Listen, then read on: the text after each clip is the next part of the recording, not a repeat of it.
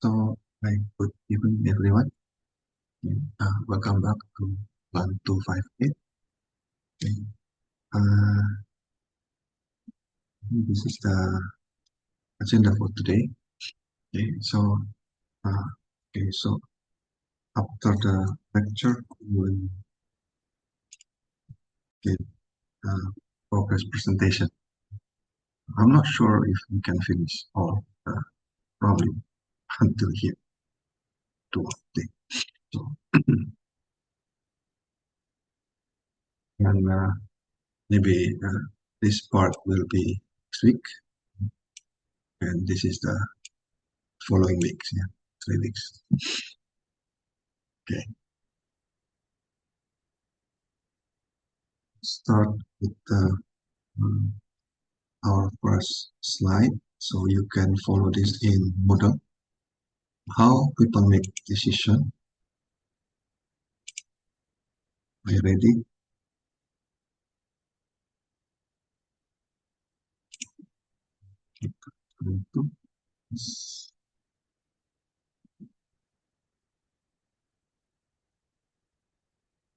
Okay. So in this slide, okay, we will discuss about a few classical decision analysis strategy, how people make decision. Okay. Of course, we will start with what is actually a decision. So, okay, and then what, when do you need decision analysis? And then we will talk about classical decision. These are a few classical decision strategy that provide in the literature. Okay? And at the end, we'll discuss about destiny versus decision. Okay, so let's start with a discussion first. Yeah? Can you give an example, okay, of important decision that you did recently? So, and for that decision, did you use any decision analysis? Uh, how did you decide? What strategy did you use to make decision? So, anyone want to share? Okay, each of you.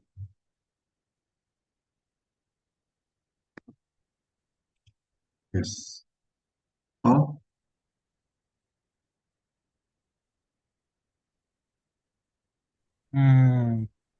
Any personal decision, sir? Or any professional? personal decision is fine. Okay. Personal or Um, professional is okay, so I think one of my recent dilemmas is my laptop got broken. So it's an RTX 3060 fine. Oh, and I'm contemplating if I would go for a repair or if I will buy a new one. mm-hmm. But buying a new one will cost around more than more than twice actually because Okay. RTX 5060 are around a $1,000 to $2,000 now for minimum. Wow. So I decided to go for the repair. So in short, the decision analysis that I did was somewhat considering to the cost constraint, Okay. but the compromise that I encountered was that I will settle for a lower specification of my computer due to budget constraints. Okay. So far, yeah. Anyone else want to share? What is your decision that you did recently? Yeah. Any personal or professional decision is fine.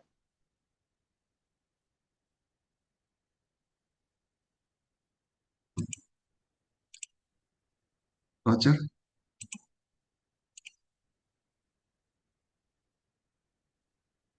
you want to share?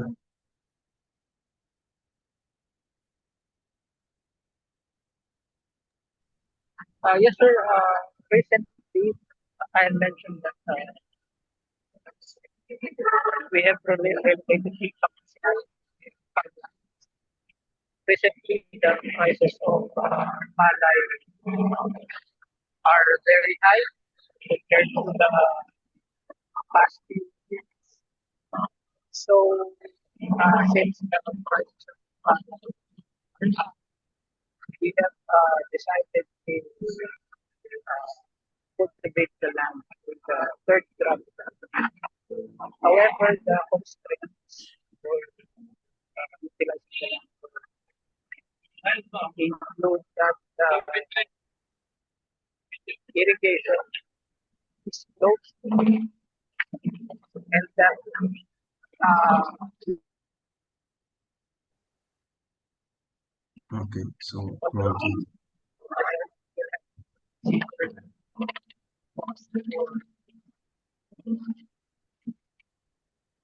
running the water pump is a unit system.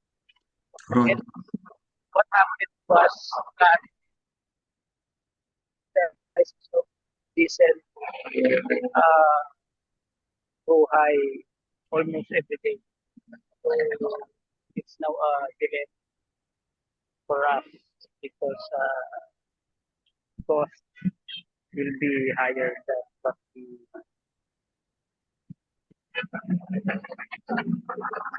Okay,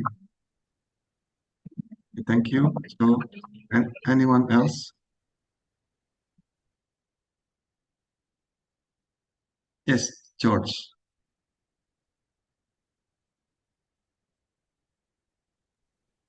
Sir, maybe I can share the one important decision I made recently was how to manage my time between studying, about our group work, and our personal responsibilities and my work. Since we have many requirements or then deadlines, so I have to decide how to prioritize this task.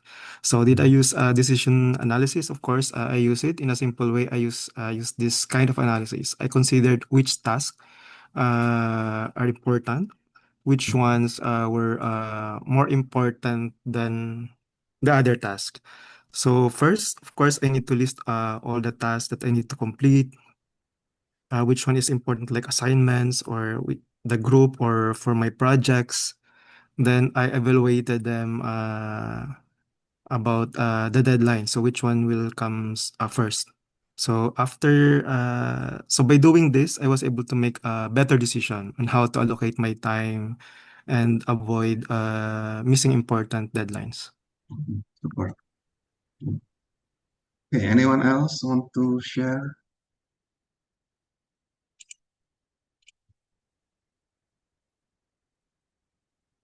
Okay, so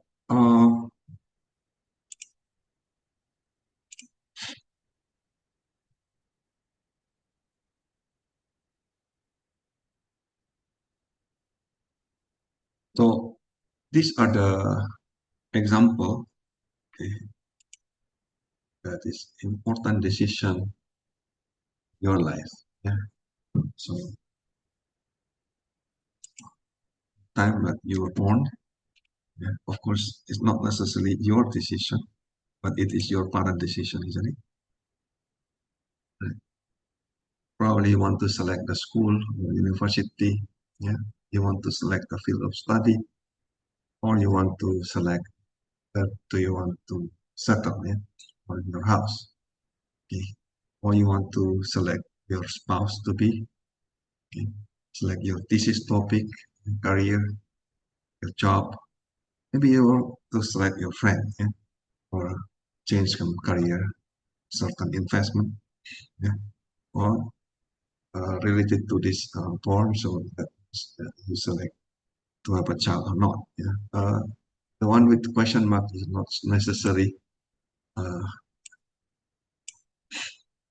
you make decision. So okay, you probably don't select when you will die. Okay. Okay. So what transport mode you are going to use? Okay. This is just a simple pro and cons that you use. Yeah, based on certain factors. So can you distinguish the prioritization that we discussed last meetings with decision analysis? Yeah. So this is heavier. For prioritization, you do it for daily tasks. Okay, so decision making is for something more important than that. Okay, so what is decision? So this is the definition of decision. Okay, so decision is a conscious, irrevocable allocation of resources. Okay, with the purpose of achieving a desired objective. That means you have a target, okay, with your goal or your objective, okay, and decision must be conscious. Okay, okay. You are aware of your own decision, and this is important. Irrevocable allocation of resources. That means, okay, you cannot take it back. Okay, so I put it here. The decision is actually similar to your deep thought before you put your bet on the gambling table. Okay, so but once you put your bet, it is just waiting for the consequence or the result. So it is no longer decision. Okay, can you distinguish? Decision is much heavier than just prioritization. Okay, so of course, when we say decision making or decision maker, the person or the team, and not necessarily one person, with the responsibility and authority to allocate that resources, yeah, and to implement that decision. So, uh, you, if the person or the team only have responsibility to do the resource allocation, but it has no authority, that is not decision maker. Okay, so it should have both, yeah, responsibility and authority to implement. Okay, it can be delegated, but in terms of the implementation, but the authority is the main part here. Okay, next. Now, having clearly defined what is decision, so question. Next question is related to destiny later. Yeah. So, who are the people responsible for your life decision, for your life situation right now? Okay, who is actually responsible for your decision in blank? Okay. So in Paul case a while ago, okay, he want to decide to buy or to fix the computer. Okay, so who responsible? Of course, Paul. But in your current situation, who is actually make you exist and happen to this current situation? You will say, oh, something bad happened in my life, or something good happened in your life. So who is responsible for your life situation? Yes, George. I think, sir, the main person responsible for my life situation right now, sir, is of course myself, because other decisions I make, of course, it will affect my studies or my personal life. However, of course, the family also plays an important role for deciding. Mhm. But the So, main person, of course, is myself. okay, so yourself is number one, and your family. Yes, sir. Okay, so very good. So who else? There is no right or wrong, but just yeah, Paul. I think, sir, in a macro perspective, considering the situation now with the war, there's Mm-hmm. one of the main entity that is responsible for our situation should be the government. Government. Because for context, here in the Philippines, there is an ongoing discussion to suspend excise tax for fuel, for diesel specifically, Okay. because there is a projected rise in the cost of fuel that would trigger a chain reaction for all basic commodities, including food. So Oh, depending on how will our leaders choose, if they will decide to suspend the tax so that we can have a lower food prices, and I hope that they will. I think they should be responsible for that. And if they don't, and then we will suffer. So government is also part. Who else?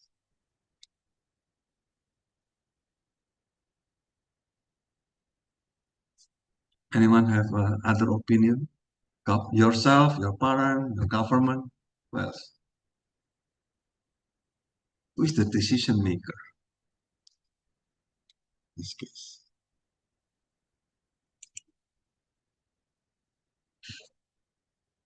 How about God? How about your ancestor?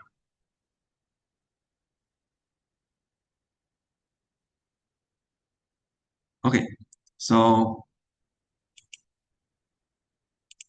this is the flow chart, yeah, to answer when are you going to use decision analysis.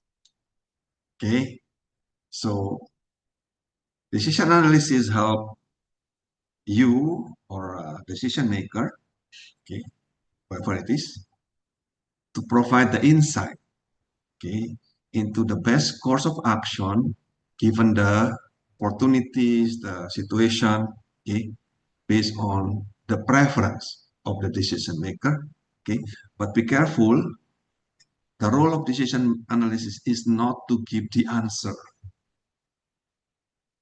Okay, so I need to explain this in the beginning so that you know. Okay, later, hey, I can actually change my decision. Okay? In fact, decision analysis if give supposed to give you insight, not the answer. Okay, so let's start from here. Okay, so you ask first if this decision obvious or not. Okay, if decision is obvious, you just make decision without decision analysis. Okay. Second, if this is not obvious, but is it covered by policy? Yeah, something like standard operating procedure.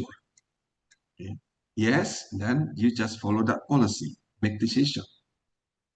So if not covered by the policy, you ask, is it recurring or non-routine decision?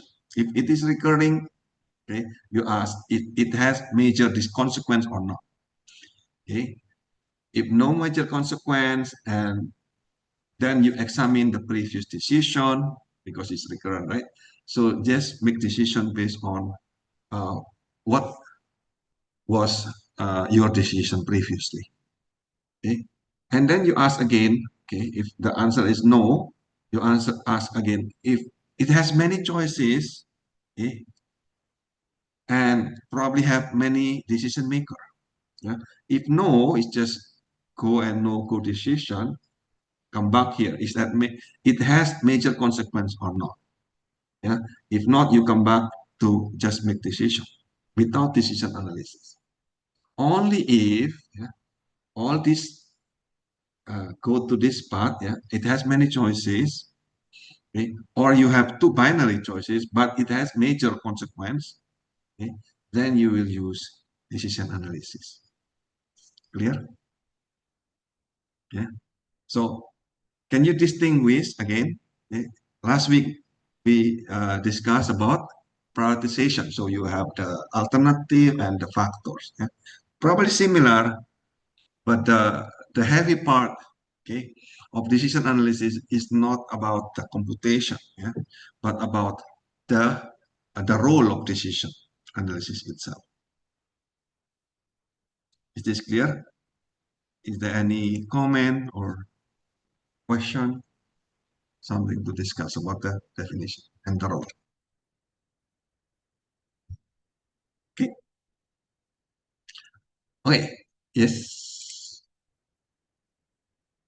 Office made company for work relation decision. Ah, okay. This is the example of your uh, who make decision in your case. Yeah, your office mate can be part of decision maker. Yeah, that influence your situation. Okay. including your family, yourself, and your children, including your pet. Yeah, thank you, Diane. Okay, so let's go inside. Okay, what is called classical decision analysis strategy. What has been discussed in the literature. Okay, so I will just discuss four strategy. Okay, so let's call this lexicographic strategy. Okay, and then the second is called EBA or elimination by aspect. Okay, and then the third one is semi-lexicographic strategy, and the last one is satisficing, yeah, strategy. Okay, let's start with the first one. Okay, so lexicographic strategy. So how you make decision?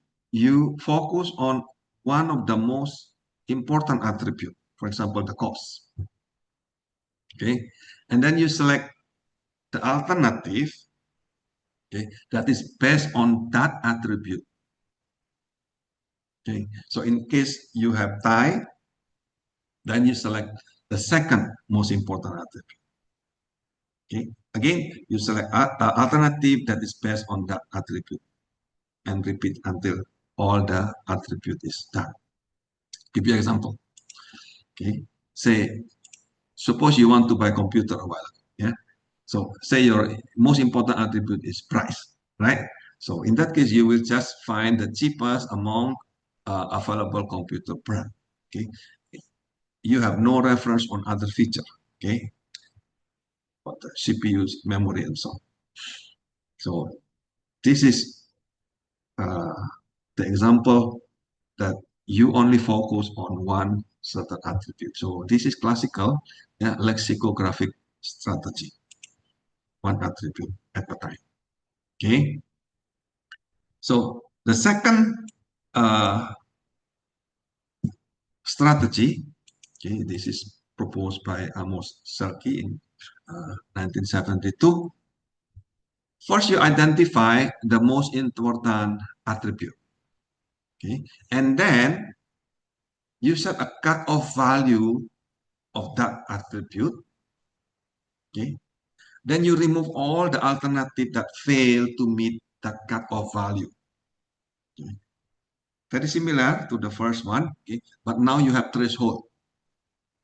Okay, so and then you repeat the process with the second most important attribute and so on, okay, until you have only one alternative left. Okay, so let's start with example so that you understand EBA, yeah, elimination by aspect. Yeah.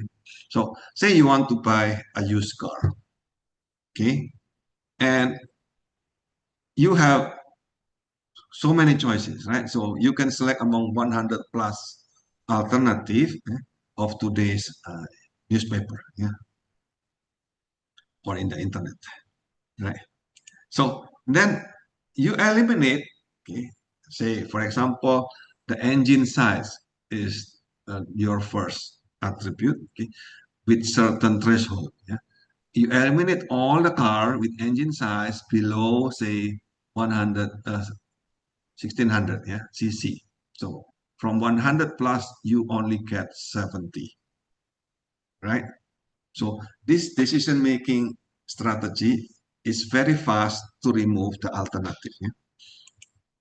And then you use the price, okay? So you eliminate all the price of the car that offer certain price, yeah, or below certain price. So say you have 35 alternative remain. Okay, and then next attribute is reliability. Yeah, so you eliminate based on the country, yeah, of origin of the car, for example, and then you get only 17. Yeah, and then you base on age. Okay, okay. So you have, for example, you remove all the car older than 4 years. Okay, so you get only 5. Finally, you said, okay, I like black color. So In that case, you will have only one car. Yeah. So there, this is your decision. Okay. So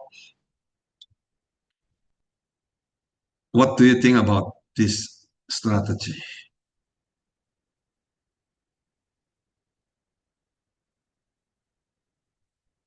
So elimination by aspect, yeah, is very good, yeah, to remove if you have many alternatives. Yeah. But the sequence of attribute actually matter. Yeah. So it can be very poor decision because if you change the sequence, yeah, the result will become different. Okay, and it also failed to ensure that the alternative that you retain are actually superior. So this is what is called non-compensatory strategy. Yeah. So uh, poor performance in one attribute is not compensated by good performance on other attribute. So this is what we don't like. Okay. So the third strategy is called semi-lexicographic strategy. Similar to the first two. Okay. So you will also focus on the most important attribute. Yeah. Now, if the performance of the alternative is similar or the difference is not that much, okay, then you consider them as a tie. So you have certain range. Yeah. Instead of a strict boundary, now you have certain range. Okay. Then you need to move to the next most important attribute. Yeah. So, this is like an improvement of the previous two, but again, it lead to contradiction. This is an example. Okay. So suppose this is your strategy. Okay. Say you said if the price difference is less than 0.5, you will choose higher quality product. Okay. That means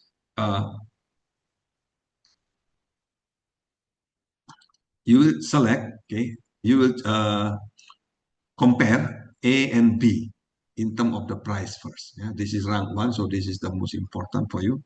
Oh, between A and B, yeah, the price is what is this? Less than 0.5. And then you choose which one is higher, yeah? In terms of the quality. Yeah. So A and B is the same, right? Because the price is less than 0.5. So in that case, you will choose between low and medium, you will choose medium. So in that case, B is larger than A.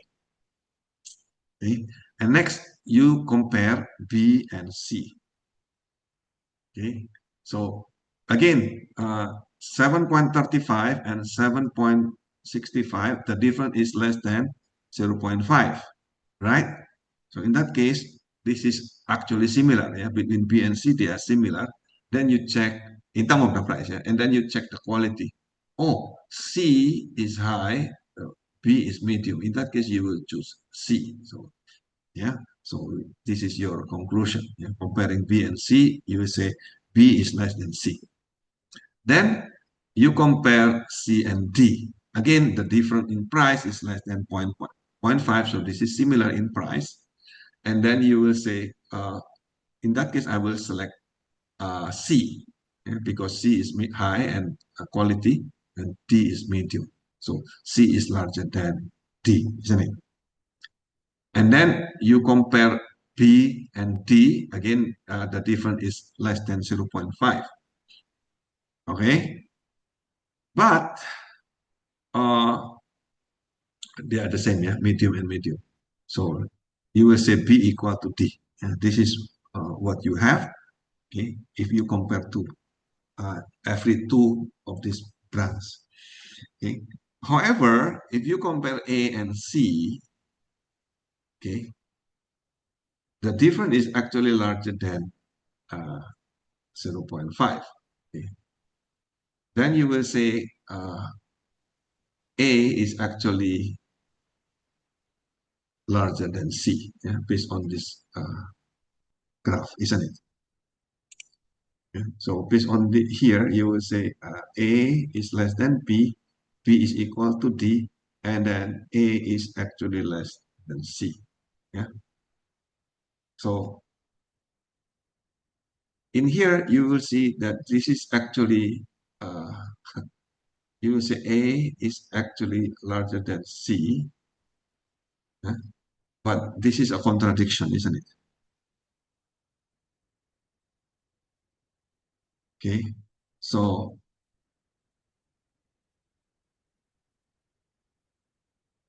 the point is, if you use lexicographic or semi-lexicographic strategy, yeah, it may lead to this kind of contradiction. Okay. Now, the fourth strategy, classical strategy, yeah, proposed by Herbert Simon. Yeah, he is one of the Nobel laureate. Yeah. So he said that sequential decision making, yeah, which alternative is not available at the same time. Okay, but it will become available sequentially. For example, yeah, uh, if you want to buy a house or a car, yeah, available in the market over a period of 1 week, yeah, or months. So in that case, yeah, you have certain assumption, yeah, which is called aspiration level, yeah, which characterize whether this alternative is acceptable or not. So satisficing strategy is you will wait and continue to search until you receive a satisfactory offer that exceed your aspiration level. So let's keep with the example so that you understand this strategy. Yeah? So say you want to find job, okay, until you find satisfactory job. So at early stage, you just graduate. Yeah? So you may delay. I don't want to work. I will wait, yeah, until you get a better job. Okay.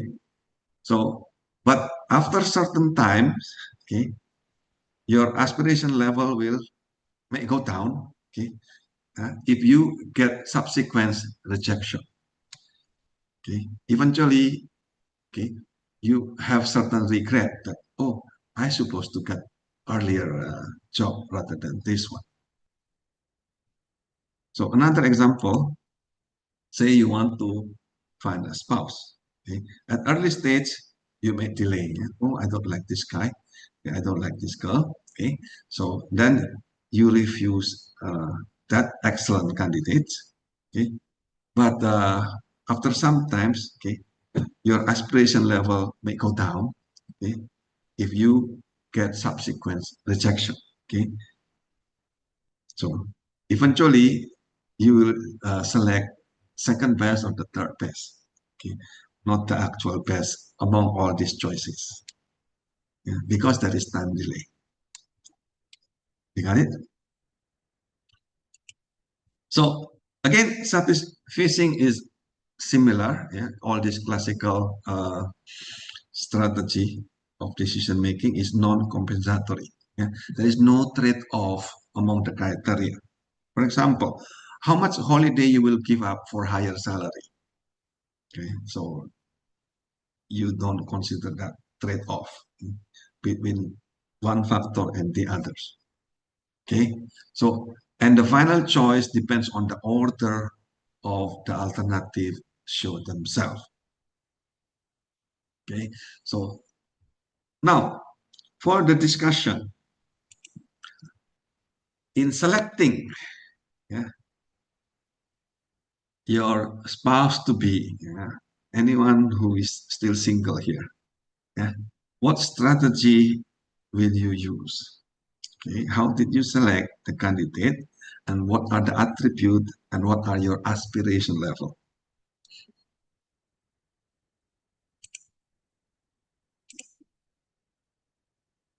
Come on.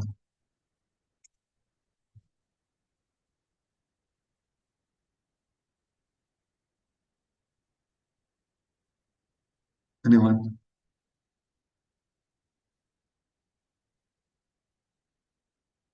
Oh, everyone is married already in this class? No. Okay. Cool. Apple. Y- Oh, okay. So, sorry. Who turned the speaker away? Go ahead.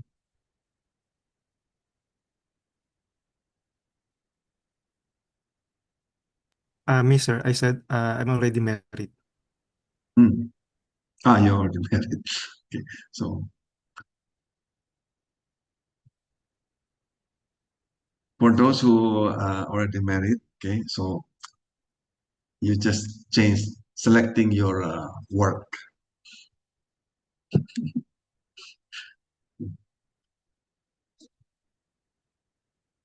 Go ahead. Yes. Oh, Paul, you can share your insight. Okay, okay. So actually, I'm not yet married, sir. I'm Okay. only 24. Good. So I'll answer the first question. In selecting spouse, I think I want someone that has business and rich, so that I don't have Wow. to work. Huh? No, just no. I think yeah. Financial wise, we need to be Okay. practical as well, considering that the cost of living is increasing. Is an increasing trend in in Okay. glow. I think globally. So yeah, I think that's one of the attributes, and then yeah, the compatibility for future settlement of family. I think that would also be my one of my aspirations as well. So rather than focusing on intrinsic things, we need to be practical and realistic with our expectations. Okay, so compatibility and financial stability. Okay.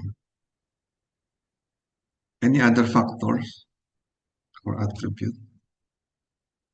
Or you can share those who are already married. So, what was your criteria, Roger?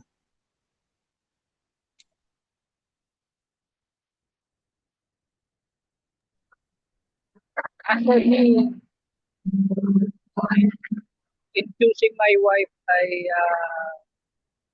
I chose the one with the opposite personality. Mhm. And also like Paul, I chose the one who has many properties, many farmland. Because I grew up in Manila. We live in a small house. Here in Manila, you don't have that much big space for Okay. a house. Uh, but kidding aside, saying opposite personalities that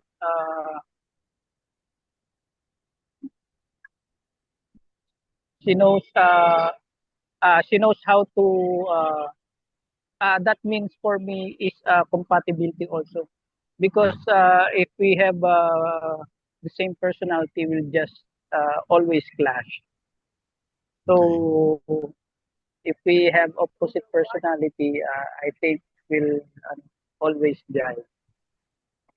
Hey, good. So that's So, what I can say. opposite personality. Yeah. Thank you. Thank you, sir. Who else want to share? What was your criteria?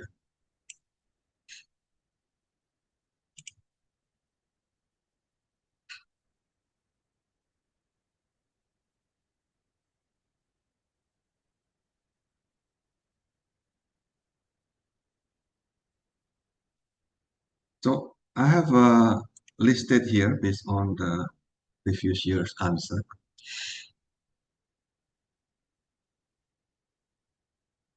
So, uh, the one that question mark here is not necessarily uh, majority of the criteria, but usually in the left side, these are the most common answer, right?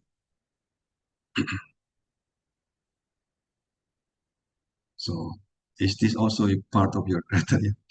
Yeah, only one, two, three. So, You choose compatibility or financial stability, but appearance not so important. No, right? So there are many criteria that you can set up. Okay, yourself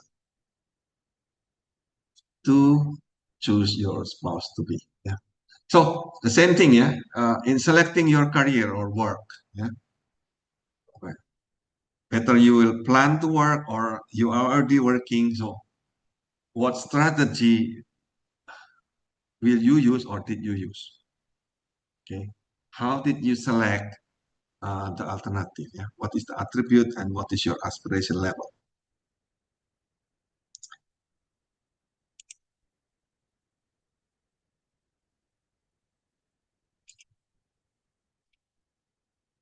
Go ahead.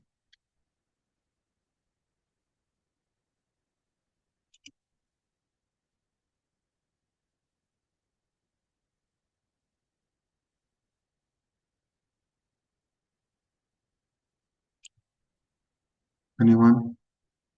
Yes, Thomas. So for my work, sir, one of the criterias I base my decision on was flexibility. Flexibility. Yes, so it's not a full-time 8 to 5 job, so I can do other things aside from being stuck at work. You. Very good. So online. Not fixed from Monday to Saturday. Oh, time flexibility. Yeah.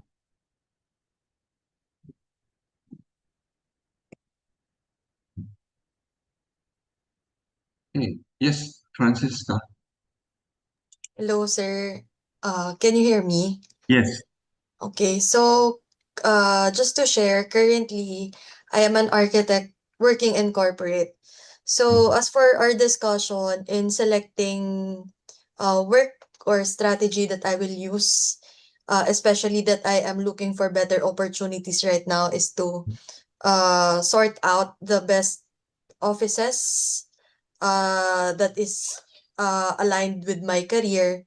And in selecting alternatives, most probably is that I will focus on the most important attributes that I am looking for in a job. For example, better salary, Mm, work from home setup, and mm. company culture. So Okay. those are the attributes that I am looking for for my next job. I see. So it's getting more and more people want to work from home and time flexibility. This is a new change in the society because of the traffic congestion, yeah, and because of COVID. Yeah, thank you for sharing that. So I just added this to so share. So in the past, most people will share about this one in the left side. So this is what you just said today. This is something interesting. There's a shift of attribute, okay, in terms of finding job. Okay, now as I mentioned in the beginning, so let's discuss about uh, your current situation. Is this a destiny or decision? Yeah? So uh, disclaimer first, yeah. So actual destiny never exists. Yeah? So destiny is actually our own perception and concept toward life. So there are four views that you can start to see. Okay. Number one is, yes, George, you want to say something? Yes, sir. I just want to comment, sir, on your about the decision analysis that you discussed. Okay. Yes, sir. Because the decision analysis that you mentioned involve comparing those criteria, factors, alternatives, which may take time. So, Exactly. however, sir, in some situations, we need to make decisions like immediately or right now. You need to make the decision, or else you will miss an opportunity. Just like what you had mentioned about job opportunity or job offer. Say, for example, this company asks you to confirm within an hour. So you need to decide. So if you will compare those criteria, those factors, then maybe you will miss that opportunity about that job Mm. because there are some other candidates waiting for that job offer. So is there any kind of strategy because we don't have any more time to evaluate because maybe by evaluating those criteria, those alternatives, maybe it will take day, but they need you to decide right now. So is there any kind of a strategy Uh, I think or I you think will it will just not take days for making that decision. So when you start to understand how to compute this, yeah, you can do it within less than 5 minutes actually. But at the same time, okay, if this is very important decision in your life and you don't take the decision analysis, then you don't have insight. Okay, then your life will be drifted by a sequence of decision that you actually don't know where are you going. Okay, you can make difference between efficient and effective, right? So efficient means you are fast in making decision, but is this really achieving your personal long-term goal or not? Okay, so say you make very fast decision. Okay, and if this is a simple decision, then you can just do it. Yeah? But if it is very important decision and then you make it very fast without decision analysis, what happens is your life will be drifted, right? So the question is, who is in control? You yourself, or your environment, or someone external from you? That's the question. Okay. So if this is very important decision, for me, I usually say if the based on the price. Yeah. So if this is above say 10,000 US dollar, I will start to use decision analysis. Below that, I will just do it casually. Example. Yeah. So I set a simple threshold. Right. So, but again, depends on you how you will make decision. Yeah. Decision analysis will give you insight, not the answer. This is you should remember. Yeah. Based on that insight, then you really make decision. So again, decision is something that you bet, not necessarily what you want will be the outcome. Okay, because there are many uncertainty in this world. Okay, so in that case, decision analysis will help you, yeah, to give you insight. Say, then you start to create not just one decision, but you start to create what is called backup plan, isn't it? If this not happening, what you will do? If that is happening, what you will do? So you create a lot of backup plans. So plan B, plan C, plan D, and so on. Is this answering your question, George? Right. Okay. So yes, Paul, you want to say something? I also have a question. It's Mhm. somewhat related to Sir George's question regarding how can we make quick decisions. Because I am currently working on image recognition research for railway operation. So I just wanted to ask if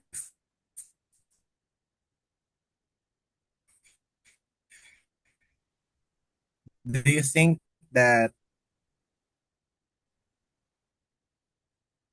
like in 10 years time or 5 years time, would AI have the same level of This is, yeah. So I don't know the prediction. decision making capabilities, just like what we did, Mhm. just like how research is about fully automating the railway operations for station management. Okay. So this is very important and crucial question about AI, right?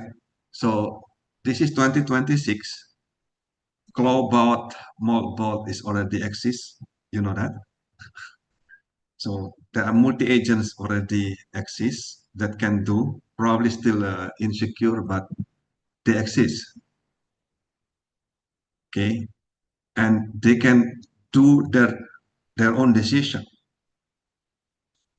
Okay. In a team of bots right now. Search Moltbot, Cloudbot. Okay. So these are the trend of AI will be exactly what you say. Okay. So in that case, what do you think will happen in the future?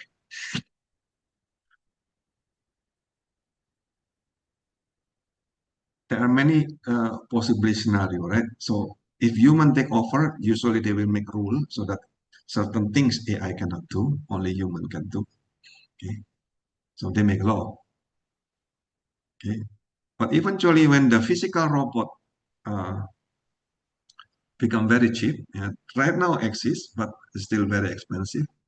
But when the physical robot become mass produced and very cheap, then not only decision uh, based on the software, but also the physical labor will be replaced very soon,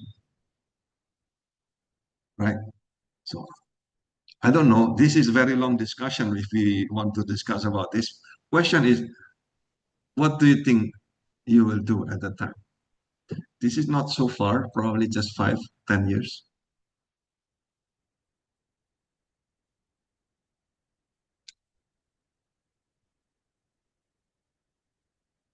Any opinion about this, Paul?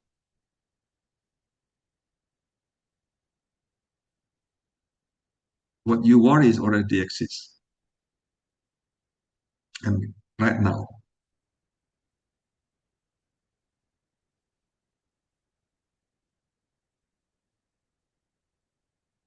Anyone have opinion about what Paul was asking?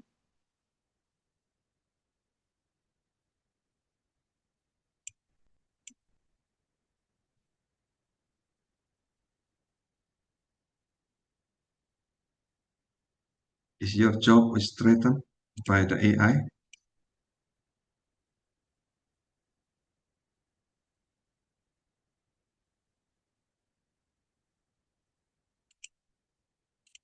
Or not yet?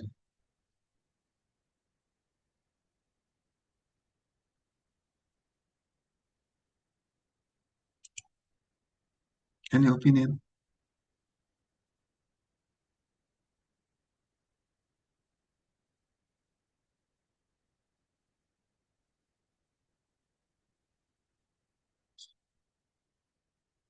I think okay. Meaning okay, right? Still okay at this point in the Philippines. So there is no real threat yet.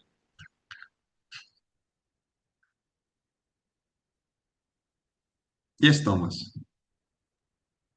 Sure.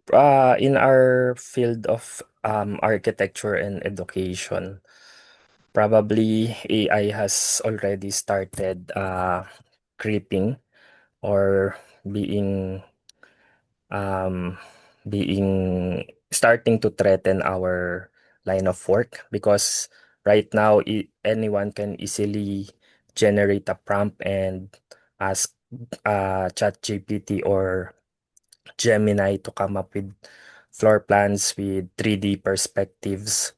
Mhm. So ultimately, it will probably depend on the employers if how they will use this new technology, or probably how they will integrate this with the system.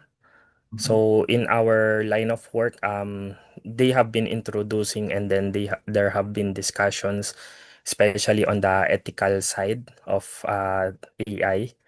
So for me personally, I also encourage the students to use this as part of the process of the whole design process, but it will only end up to that point, not really the final product, but rather as a means to an end, as a just similarly with the calculator, it's just a tool to be used towards one's goal. Okay. So agent can use tool now. Okay, I think from 2 years ago. So that is called model MCP. So model process protocol. Yeah. Model context protocol. So you can search MCP, model context protocol. So using that protocol, so any agent, AI agent can use tool. So in that case, designing an architectural design will be automated. Okay, so but your competitor is actually not the AI, but those who use the AI, right? So in that case, you're not against the AI, so you're supposed to use more, including your students. Yes, Andro. Hello, sir. I'm just gonna add. I'm also an architect, but I'm gonna talk about one of my friend's sentiment that he's always amazed about these AI generated art, Mm-hmm. and that goes along with architecture generated AI generated architecture and Mm-hmm. renderings. But if you are well trained, I think you can distinguish what's good and what's bad still. Maybe AI will improve in that manner, in that area.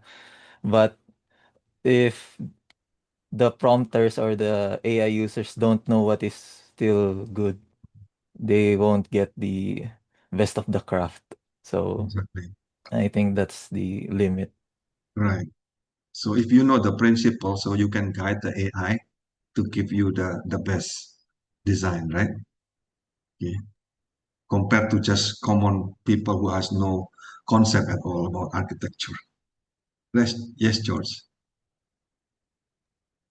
Sir, I'm also an architect, sir, and I believe, sir, that AI is not a threat to the Mhm. architectural profession because it is a tool that actually help us architects analyze this data or compare the designs. Mhm. However, sir, architects still needed because no, our creativity, the Mhm. human understanding, it cannot be compared to an AI. Our judgment that Mhm. AI cannot replace. Yes. So AI is not a threat, I believe, in our architectural profession. Mhm. In fact, it helped you, right? Yes, sir. Yes, that's correct. Yes, Daniel. Uh, Hi. For me, well, first, I'd like to piggyback with the sentiments given. I'm not an architect, but I work for an architecture firm, one of the biggest in the country.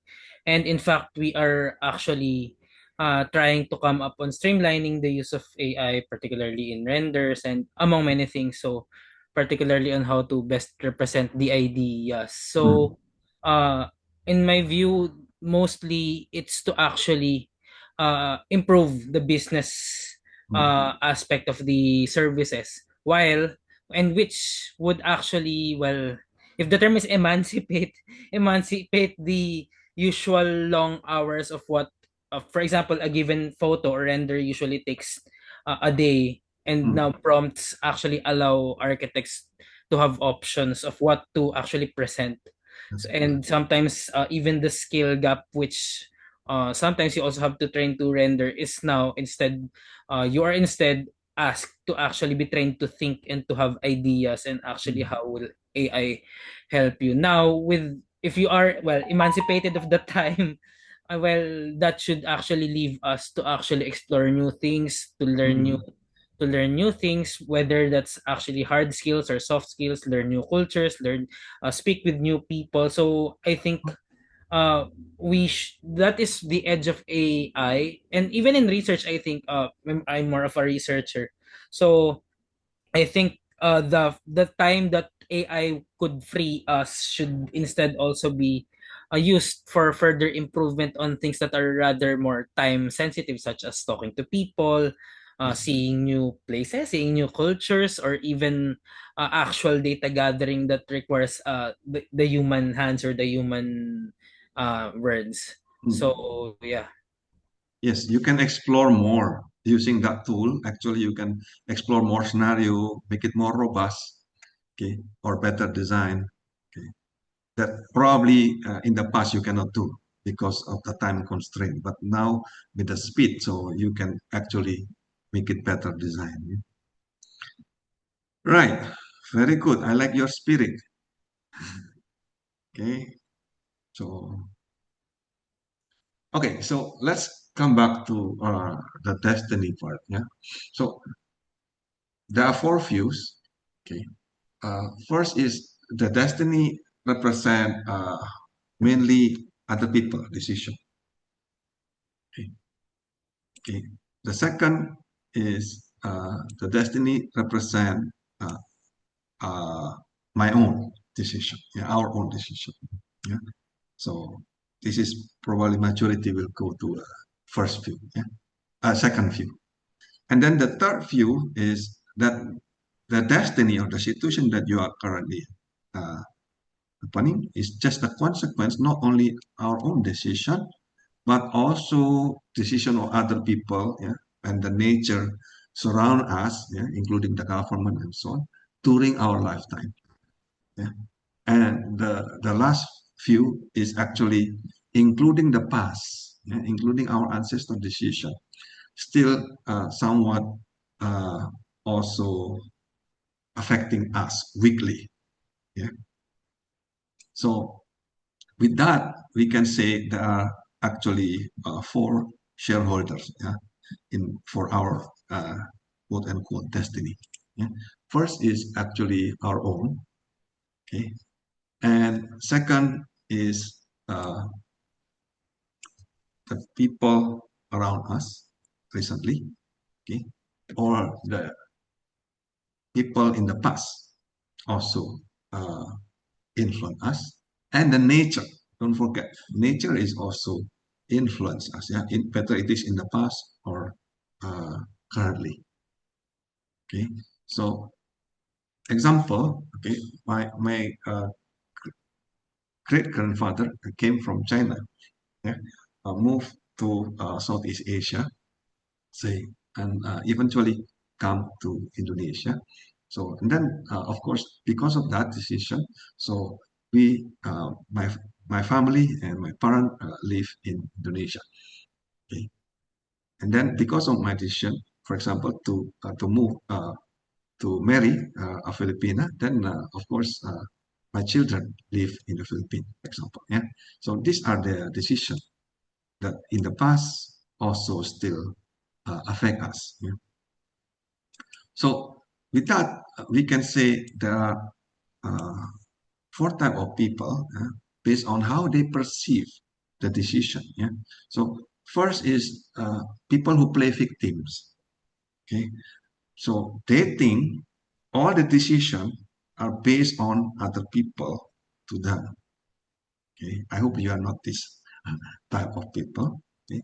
Second is the people who are responsible. Yeah. So you know, majority of the decision or the consequence that you happen in your life is because of your own decision. So you are responsible people. Okay. Then, if you are aware, that means you're aware that your decision, okay, is also influence our life and life of others around us.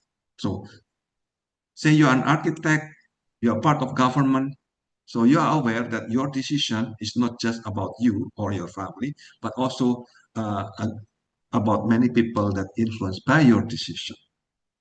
Okay, if you are wise, then you understand that your decision will influence not just within your lifetime, okay, but also in the future generation as well. So all the one that you decide today may have effect, yeah, not just for you, but also for the future generation.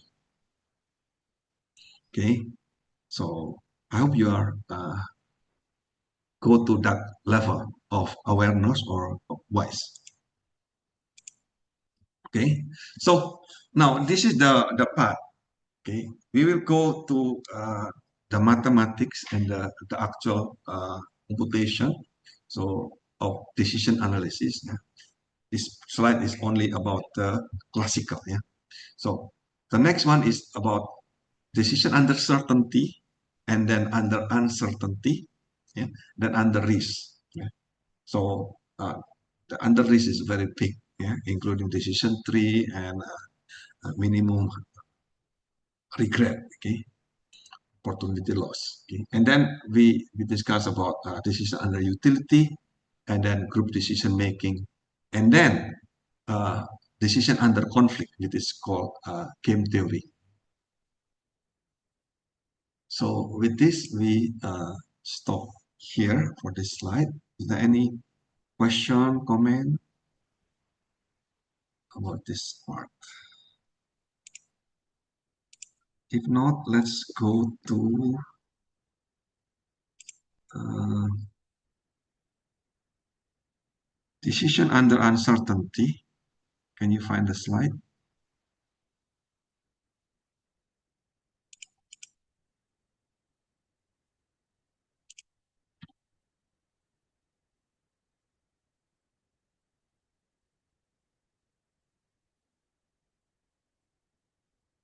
Okay. So you can get this slide in Moodle. Okay. Okay, so, okay. First, I will discuss about the component of decision, okay, and then type of decision maker, okay, and then we discuss the mathematics, yeah. So let's discuss about these five technique, yeah, or method, okay. So maximin or minimax, okay, maximax or minimin, and then Laplace, Savage, minimax, and then Hurwitz, okay. So yeah, so in this slide we discuss these two parts, yeah.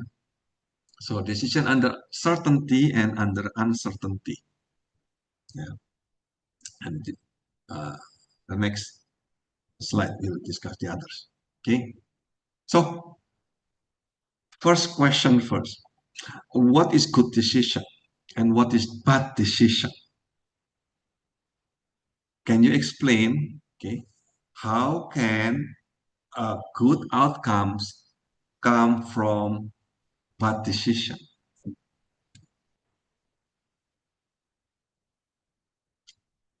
So what do you think? What is good decision? What is bad decision?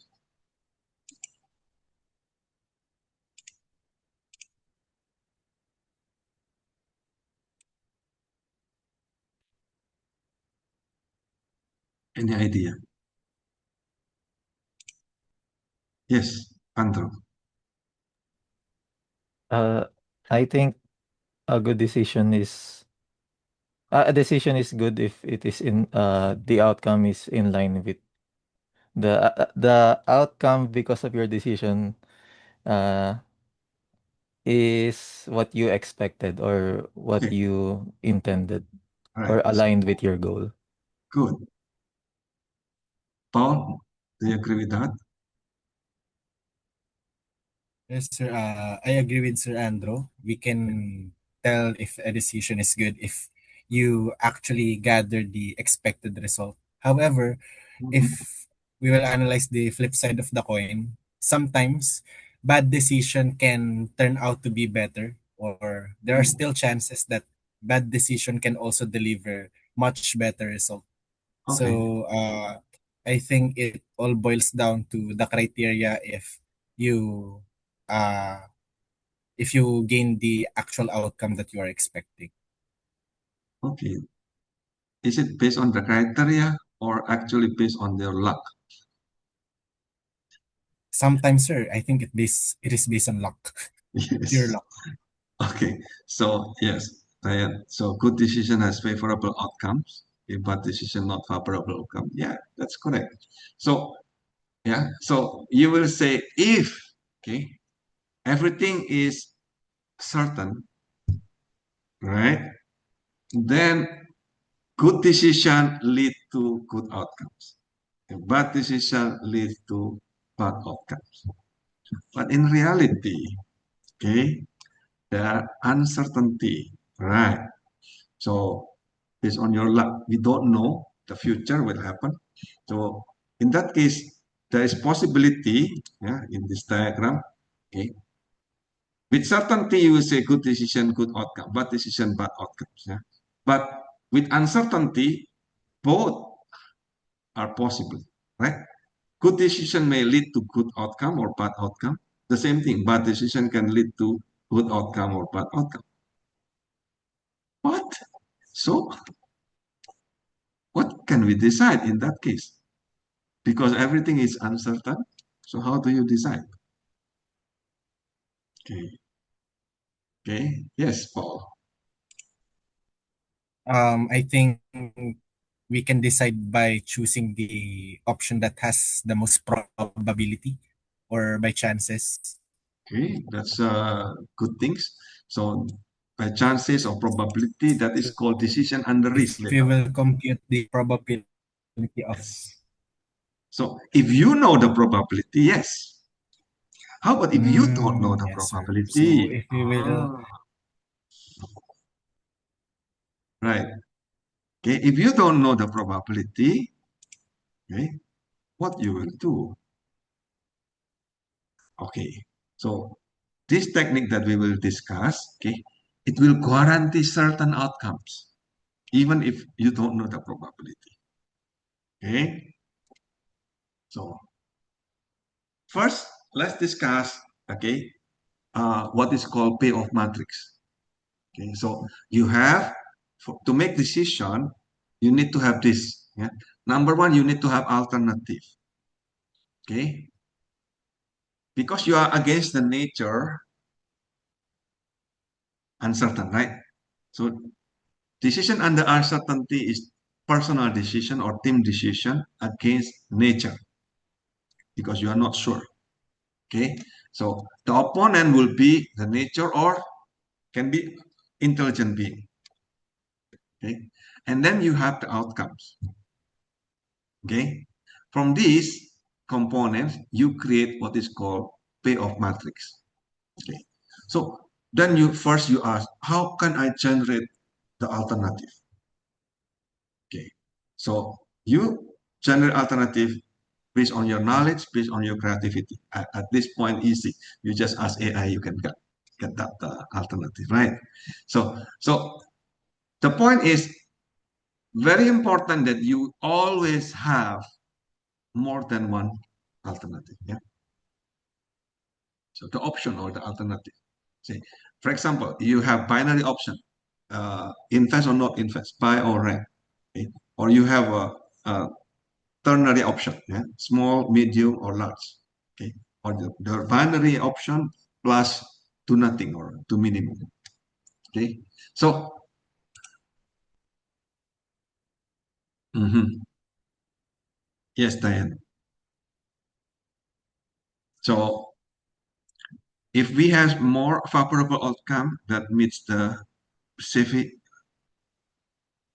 goal or objective, yeah. So that depends on how do you decide later. Yeah, there are several techniques that you can use. Yeah. So first, you need to define the alternative. Second, you need to define the state of nature. Okay. Meaning, because you have the uncertainty in the future event, okay, once you make a decision, okay, something that you cannot control, right? So in that case, you think, okay, what will happen if I make decision? Okay, for example, yeah, uh, the demand can be good or bad. Okay, so the number of customers that buy your product can be a lot, low or medium or high. Okay, the weather can be favorable with you or not favorable. Yeah. Similar with the price, you don't know. Okay, so the point is now you create the state of nature that represent that uncertainty. Is it clear? Okay. Uh, you design the state of nature as mutually exclusive event. Yeah, there is no intersection between the event. And then you can estimate the probability distribution on each state of nature. Okay. The third component is the outcome, right? So outcome represent the quantitative gain or cost, okay, for each alternative and then for each state of nature. Okay. So if you know, you decide, you determine. Okay? If you don't know, you just estimate. Okay. So based on that, you create what is called payoff matrix, which is a table. Yeah. So payoff matrix, okay, represent the consequence or the result, okay, based on your decision alternative and based on the chance of each state of nature. Okay. So you can measure this in terms of any units, yeah, in terms of profit, in terms of cost, time, or just simply ordinal score points. Okay. Just utility. So this is just example. Okay. So say if you take bold action, okay, and the state of nature is favorable for you, you will gain 150. Okay. If you take bold action, but the state of nature is unfavorable for you, you will lose 50. Is it clear? Okay. Now, the second alternative is you take conservative action. Okay. If the state of nature is favorable for you, you will get 20. Okay. And if the state of nature is unfavorable for you, so you are unlucky, so you will still get 20. So to create decision under uncertainty, you need to create this table. Is it clear or not?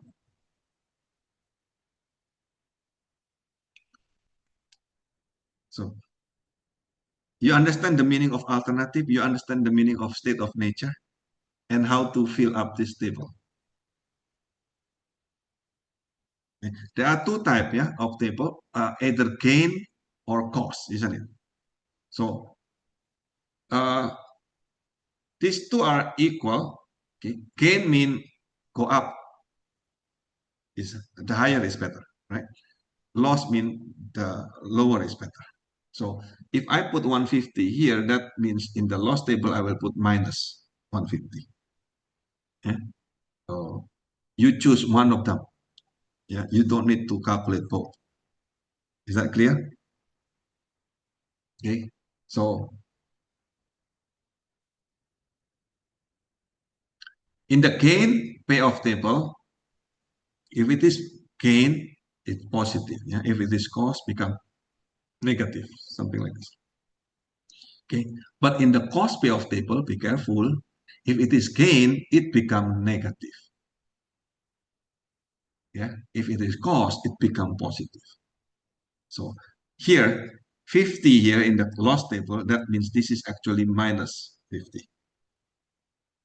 Okay. Clear, yeah? The meaning of gain table and cost table. Up to here, is there any question?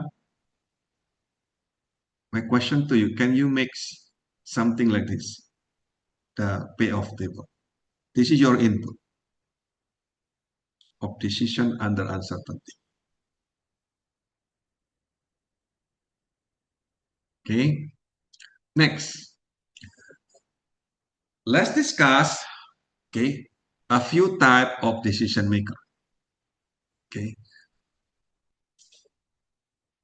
Again, the purpose of decision analysis is to give you insight.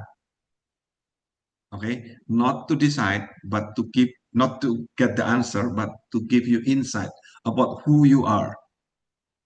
Okay, are you aggressive? Are you conservative? Are you opportunistic, or you are just average?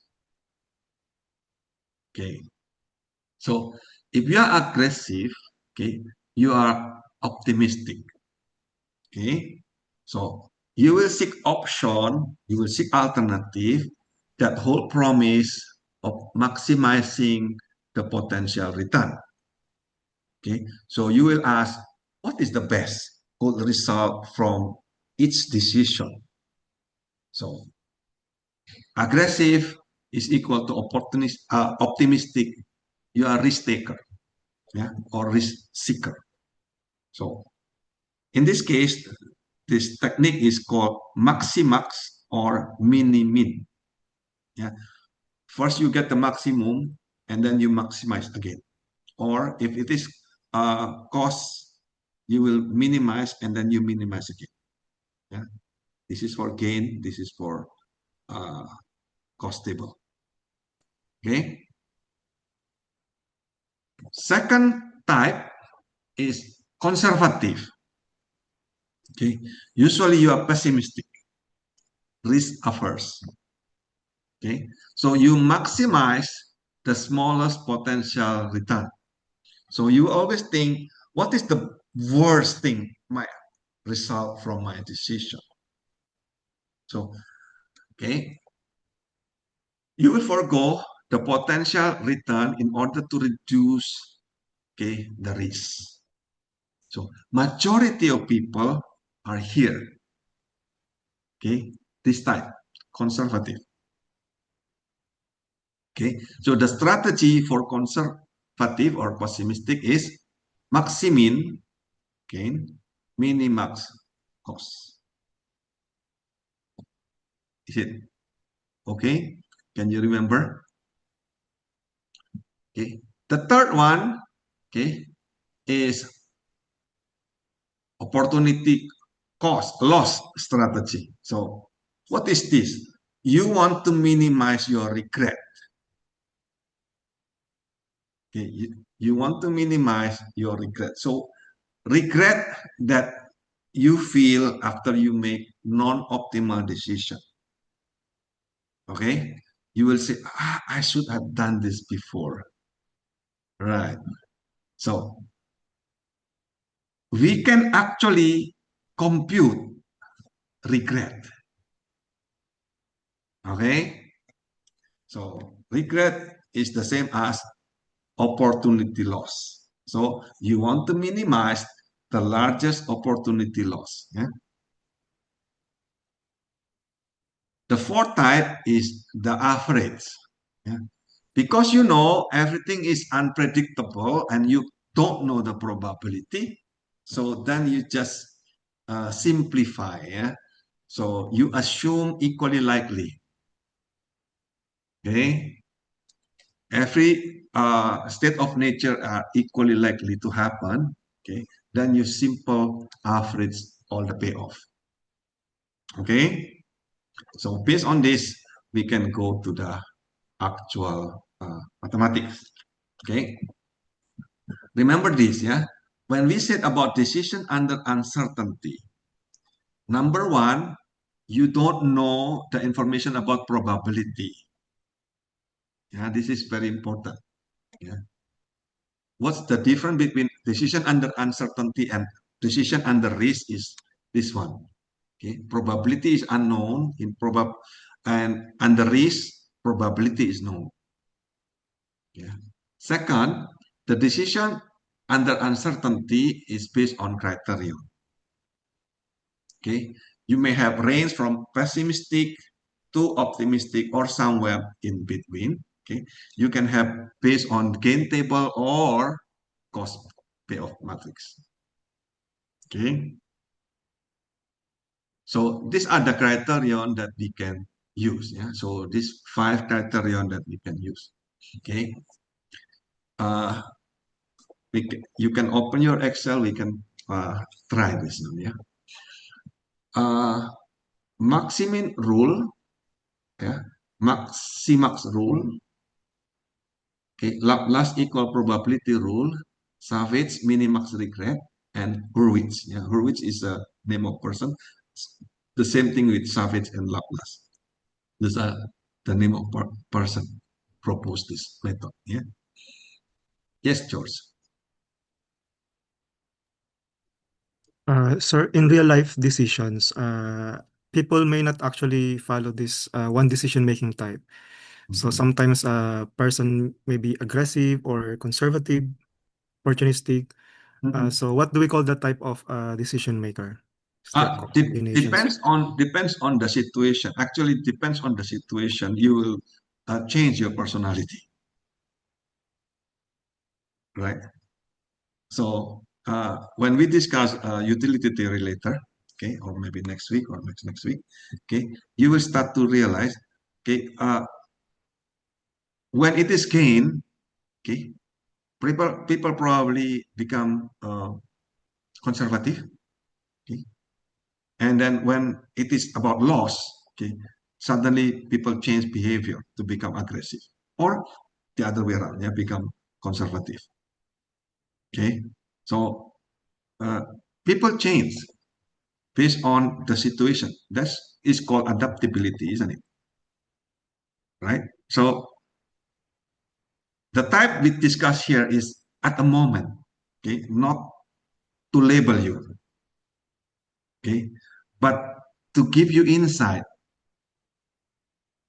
Oh, if I decide this, that means I am a pessimistic, or how much degree of pessimistic. Oh, if I decide that, that means I'm actually very aggressive. How much degree is your aggressiveness? Okay, so again, is to give you insight about who you are. Okay, let's start with the first one. Yeah. Oh, okay. So probably you want to type this first in your Excel. We will use this table. Uh, you can assume this is gain table or cost table. It's up to you. So let's assume this is gain table so that easier. So you have 3 alternative and then 3 state of nature. Okay. Do you understand the meaning of state nature here? So, for example, not favorable, yeah, medium favorable, or favorable. Yeah, N1, N2, N3. Yeah. The alternative is probably your project or your task, okay, or any decision that you will make.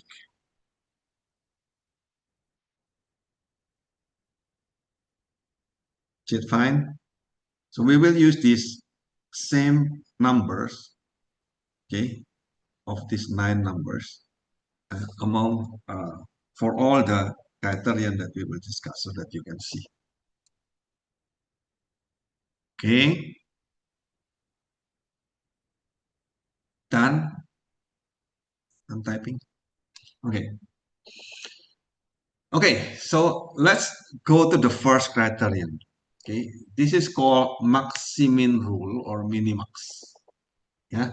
So if you as decision maker is very pessimistic or play safe, okay, don't get distracted with the label of pessimistic or play safe. Okay? So because this is actually guaranteed to obtain a certain minimum payoff. Okay. But the problem is if you use this rule, you completely blind of high potential payoff. Okay. Okay, so because we are doing optimization, okay, so we will use this formula. Okay, so depending on which table do you use. Okay, if you use gain table, so you use this formula. Okay, if you use cost table, then you use this formula. Okay, so your gain table have row J and column K. Okay, first what you will do, you will minimize first over all column. Okay, and then you maximize over all rows. And then you will get the argument of that maximum. Yeah, that argument of that maximum is called J star. That is the answer of the alternative that you will choose based on maximin. Where this name maximin come from? You see here, max min. So to make it easier to remember, so we call this maximin. Is it okay? Okay, so you maximin gain, you minimax cost. Okay, so similarly, if you have cost table, yeah, row J, column K, first what you will do, you maximize first over all column K, and then you take the minimum, okay, and then you get the argument of that minimum row. That argument become your answer. Is this clear or not? Okay, let's take example a while ago. Okay, let's do it. Okay, so before that, let's get the note. Yeah, so in general, okay, maximin gain is not equal to minimax cost. Yeah, even if you use the same matrix, gain equal minus cost. Yeah? Later, this is the note to prepare you for game theory later. Okay, you will have in game theory in zero sum game, you will have maximin equal to minimax. Yeah, which is equal to zero sum game at equilibrium. Yeah, in game theory, you are not against nature, you are against intelligent being, other people. Yeah, right now you are just against nature. Okay, let's practice this. Yeah, this is the table that you just typed. Okay, let's practice this. Okay, based on maximin gain, yeah, or our minimax cost. Okay, so I will show you how to do. Yeah, simple. Okay, you type these numbers in Excel a while ago. You type already. What you will do? Okay, say this is gain, right? So you get the minimum in each row. So in Excel, you just put equal minimum of this range. Okay. So minimum of 5, 7, and 9, 5. Right. Minimum of 10, 5, and 0, 0. Minimum of 23 and minus 15, minus 15. Okay. Easy, yeah? Minimum. After that, what you will do, you maximize among this one in the red. Yeah, maximum of 5, 0, and 15 is 5. And then what you will get, the argument of this 5 is that A. So the answer is A. Clear? Oh, as simple as that. Actually, you don't need calculator. Okay, you just see the table. You can easily get the minimum and the maximum, then get the argument. Isn't it? Easy, yeah? Okay. So this number 5 is important. Why? This is the guarantee, yeah, that the payoff is at least you will, if you use this technique called maximin gain, okay, and you choose A, okay, you are guaranteed to have the payoff at least 5. Whatever it is happening, yeah, whether the favorable or not favorable in the state of nature, okay, you are guaranteed to get 5 minimum, okay, if you choose A. You will not get 0, you will not get minus 15. So it's actually very good. There is a guarantee.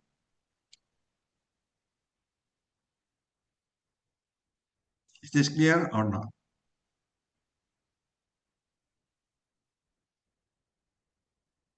You see, right? Okay, good. So how about if it is cost? The same, yeah? If it is cost, I will put minus, isn't it? Yeah? Everything here, I will put minus. Okay? And then instead of minimum, yeah, and then maximum, I reverse, yeah? I take maximum first and then take the minimum, yeah? Oh, the answer is usually the same, yeah?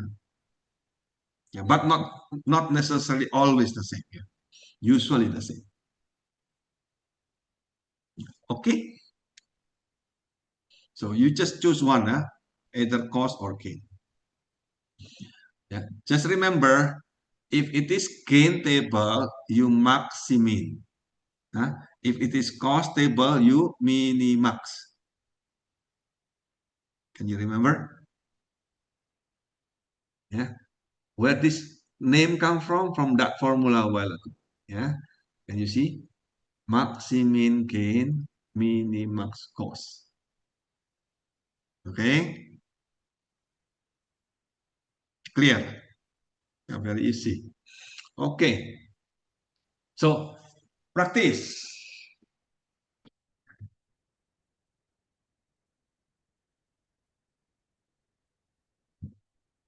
Oh, who can get the answer? If you use, oh, this is cost. So if it is cost, what you will do? Minimax, right? So minimax means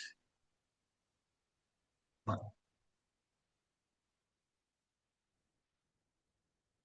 First you take the maximum and then you take the minimum. Okay. So the maximum between 10,100 and 100, this one. Yeah. The maximum will be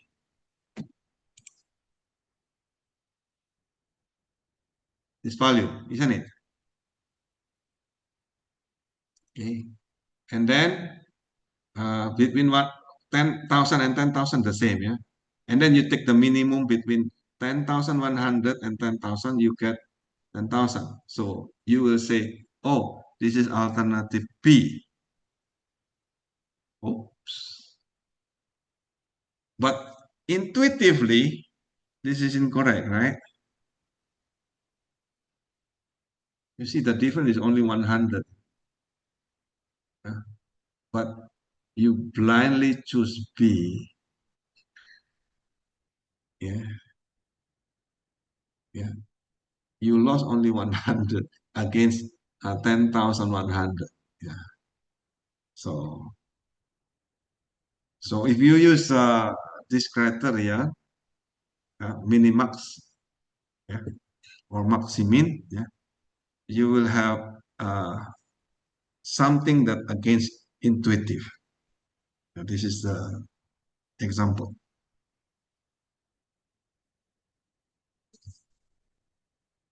Did you see the problem?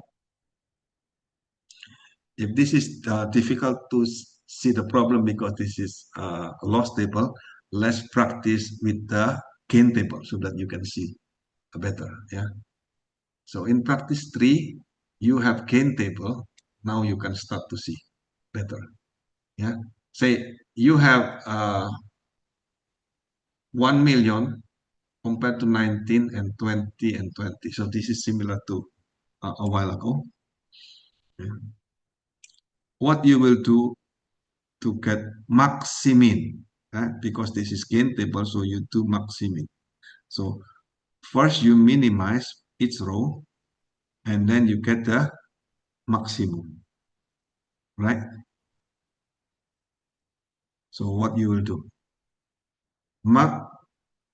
a minimum between 1 million and 19. Oh, 19, yeah. Minimum between 20 and 20, still 20, yeah. So, and then you get the maximum between 19 and 20 is 20. So you would choose P. Is this make sense? It doesn't make sense. The difference is only one, okay? And then you lost 1 million. It doesn't make sense, isn't it? Okay. A should be better. Yeah. Intuitively, A should be better. But if you just use the criterion, yeah, you will blindly choose B.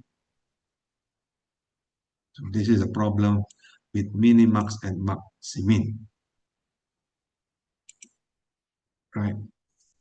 Did you get the point? So be careful when you use this one. Yeah? So it can be counterintuitive. Okay, so then, okay, that one is conservative, pessimistic. Yeah. How about if I'm optimistic, yeah, aggressive? Okay, so here, if you're optimistic, willing to play high risk, okay, okay, you will use this criteria, maximax gain or mini-min cost.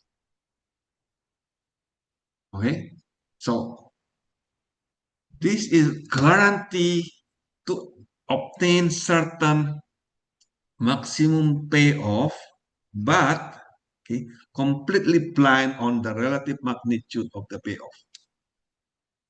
Yeah. So where the name come from? From the formula.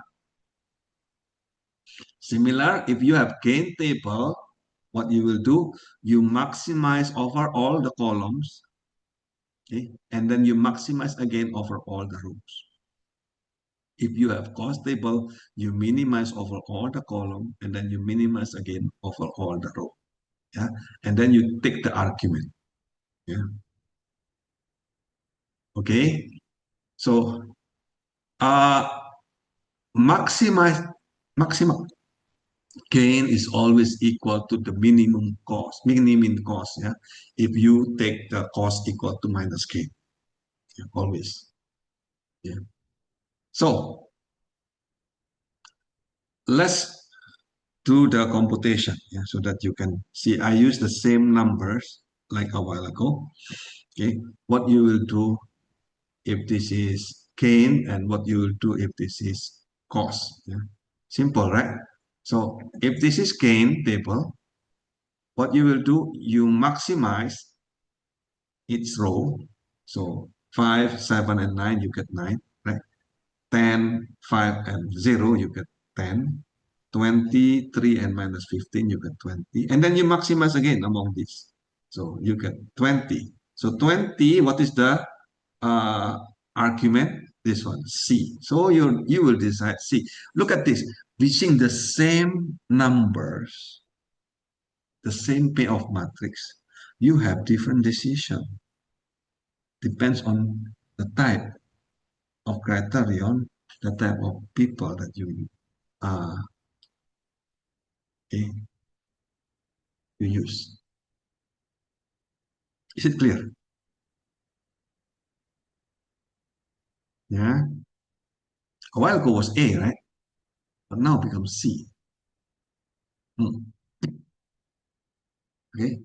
So if it is loss table, say the same, yeah. So you just put negative here, the same value.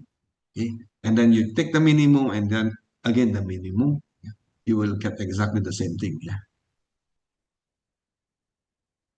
Clear, yeah? Super easy, yeah. Ah. So let's see the weakness of this method. Okay. So this is gain table. So what you will do, maximax, right? If you take maximum of 21 and minus 1 million, okay, you will choose 21. Okay, 20 and 20, you will choose 20. Okay? Between 21 and 20, you will choose 21. So you will select A. Right. But be careful, if the condition is unfavorable to you, you will lose 1 million in the gain of 1.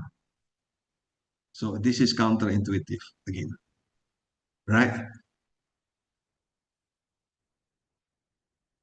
Yeah. Because it doesn't recognize the relative magnitude of the payoff value. So both pessimistic technique or optimistic technique have problem of this relative value.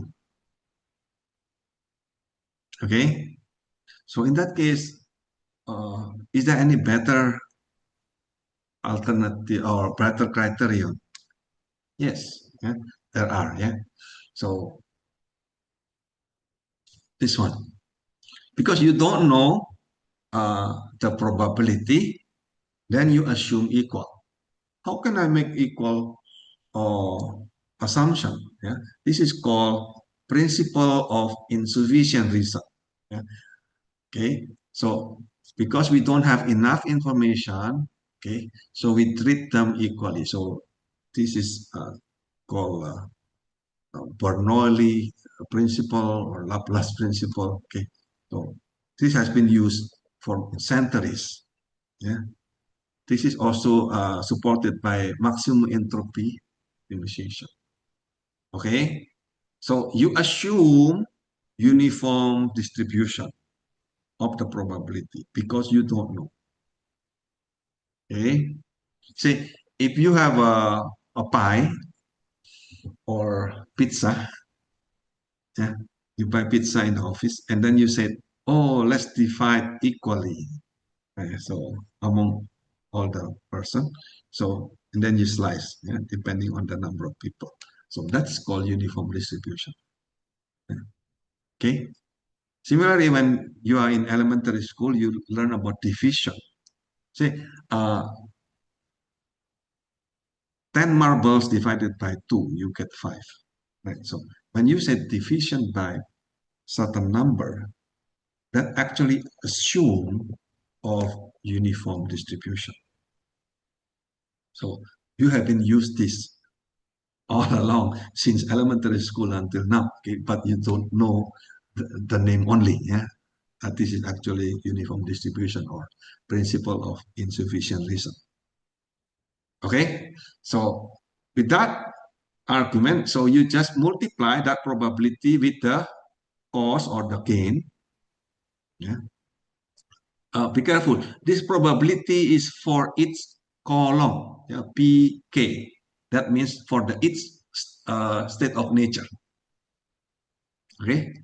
Of course, if it is cost, so you get the argument of the minimum. If it is gain, so you get the argument of the maximum. Clear? Okay. So using your previous example, we can use Laplace criterion. So let's assume this is cost table. So what you will do, you will multiply with certain probability, which is equal. So one third, one third, one third, right? And then you get the average, okay? And then, because this is cost, so you will minimize. Yeah?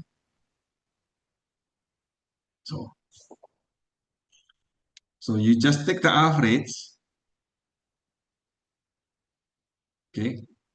And then you get the minimum. If this gain, so you just put the value, yeah, not negative but positive, isn't it? So you get in this example, you get exact the same decision as uh, pessimistic, yeah, A.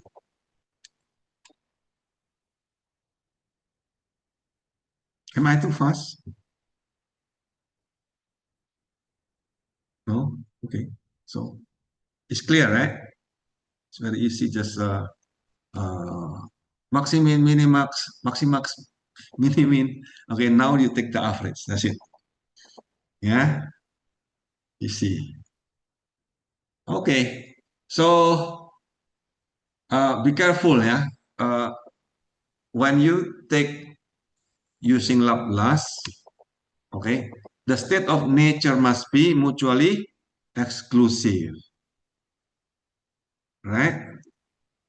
Okay, if you split and then you relabel, you will have more state of nature.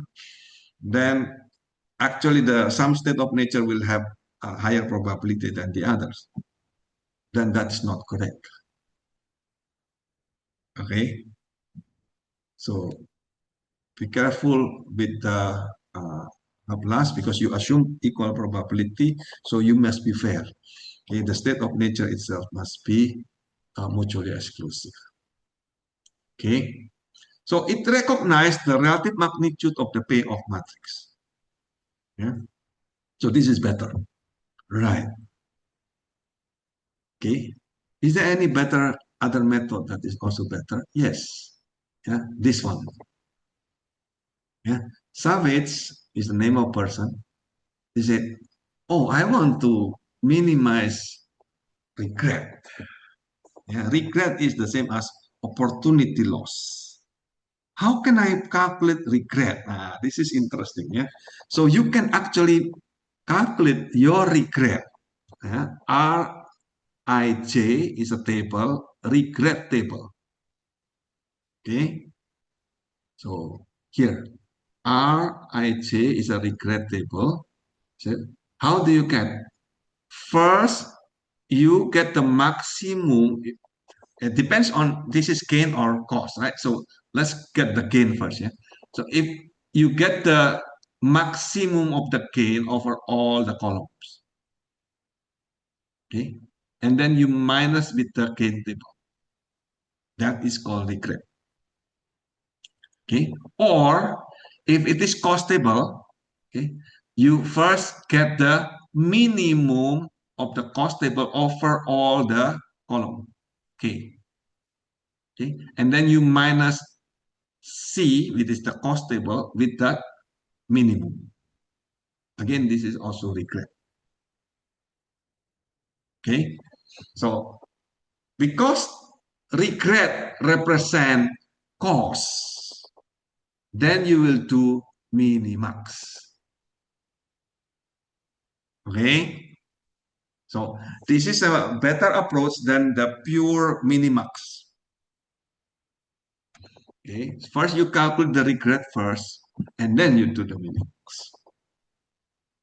Okay, so remember, yeah, regret matrix represent loss table. That's why you do minimax. Yeah, and actually this give a better logical conclusion than simple minimax cost. Yeah, this is what you need to use. Yeah?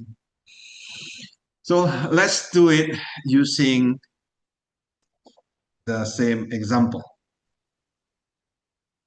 Okay, let's calculate regret. So how do you calculate the regret?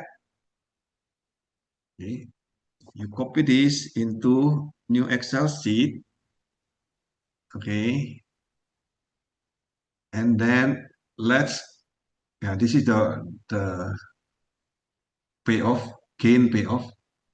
Okay, so first, because this is gain, what you will do, you maximize the payoff for each column. Okay, look at this, 5, 10, and 20. What is the maximum? 20. So you copy 20, 20, 20. You see? Okay, here, 7, 5, and 3. What is the maximum? 7 within the column. Then you copy this one, 7, 7, 7. Okay, 9, 0, and minus 15. What is the maximum? 9. Then you copy 9, 9, 9. So this is called maximum payoff. Clear? Okay, so I have the gain payoff. I have the maximum payoff. How can I get the regret? Okay, so remember, you get the maximum payoff minus with the gain table. That is your regret. Okay, in that case, what I will do, let's compute the regret table. Okay, so you take the absolute difference between the payoff and the maximum payoff. So this is the payoff. This is the maximum payoff that we have computed a while ago. Then what you will do? Negative, yeah? So 20 here minus 5, so 15, right? 7 minus 7, so 0. Yeah? 9 minus 9, 0 again. How about the last one here? 9 minus 15, so become 24. Yeah? Minus minus, so become 24. Okay, try to get this regret table first. I will wait.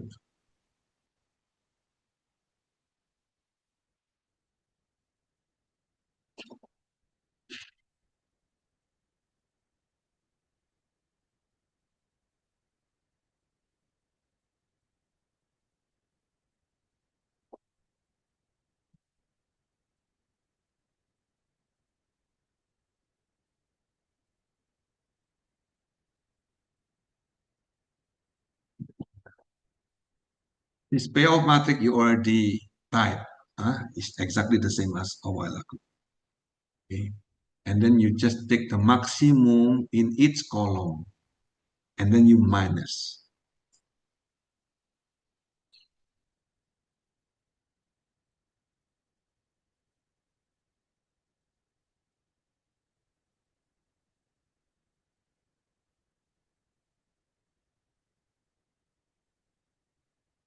Anyone get difficulty to get the regret table?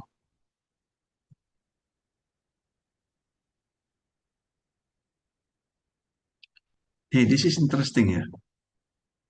Now you understand how to compute your own regret, isn't it? Yeah. Yeah. Before this class, you always say qualitatively, oh, I regret that. But how do you quantitatively say this is the amount of your regret? This table. Yeah. You got this?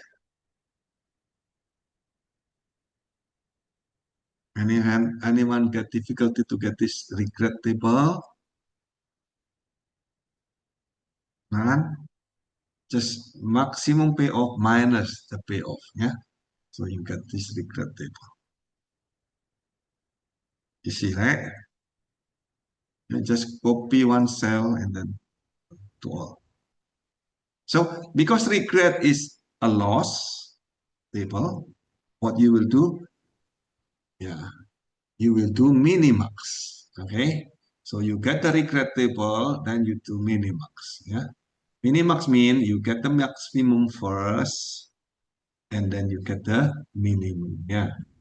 So, and then you get the argument of that minimum, it is P. Oh, you see here the same numbers of your payoff matrix, yeah? The answer can be A, can be B, can be C, yeah?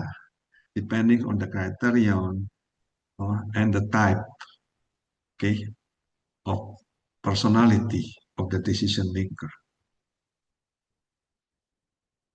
Yeah? It will not give you the answer, but it gives you the insight of who you are. Correct?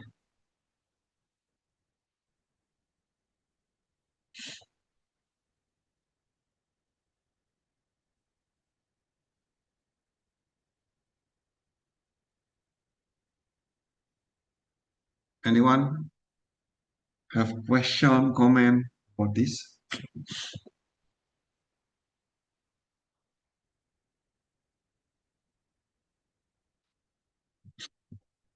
Am I too fast or too slow?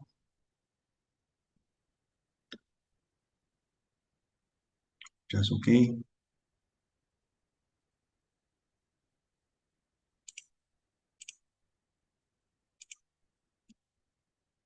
I don't know.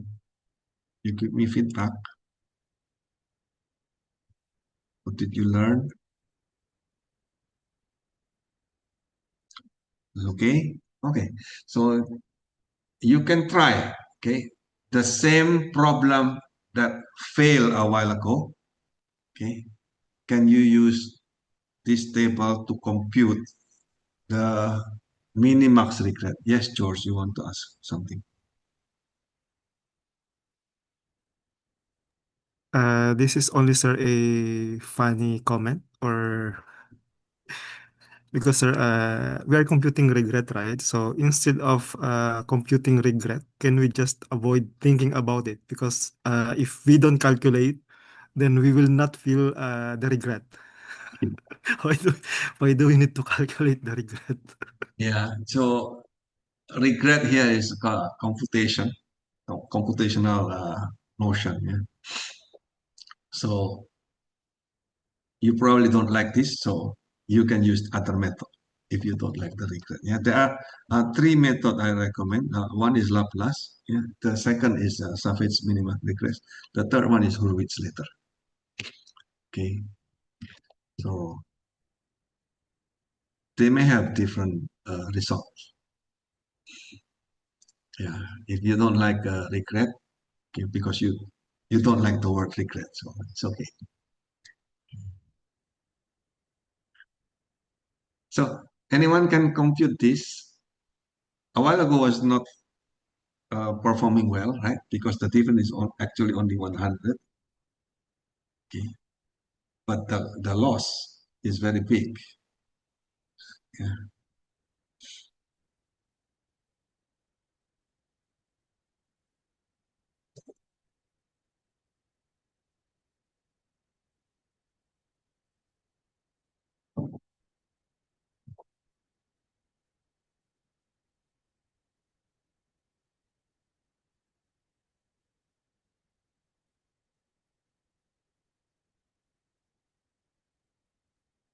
Anyone want to share screen about this?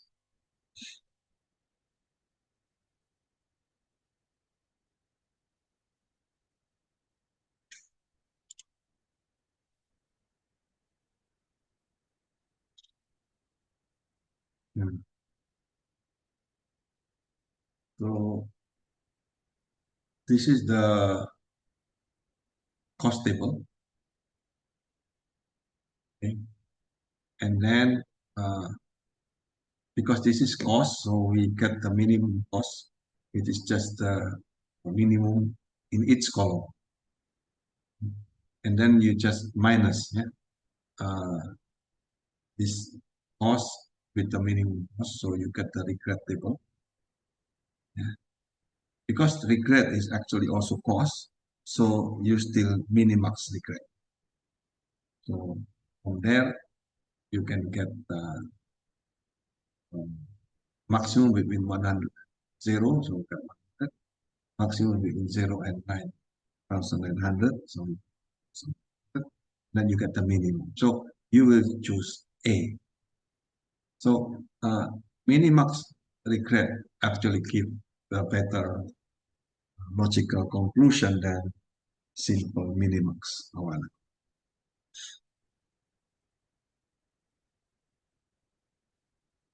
Yeah. So the last criterion is proposed by Hurwitz. So this is kind of generalization. Yeah. Using a convex method that we discussed last time. Yeah? Alpha and 1 minus alpha. So this is convex. You can always use the same technique. So here, depending on whether you are a gain table or cost table, you can have a range of parameter, say let's parameter called alpha, between 0 to 1. What happens if alpha is 0? If alpha is 0, so this term is no more. So you will have max min.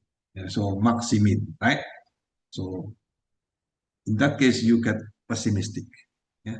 If alpha is 1, so here you become 1, this one becomes 0, so you get maximax. So that is optimistic, right?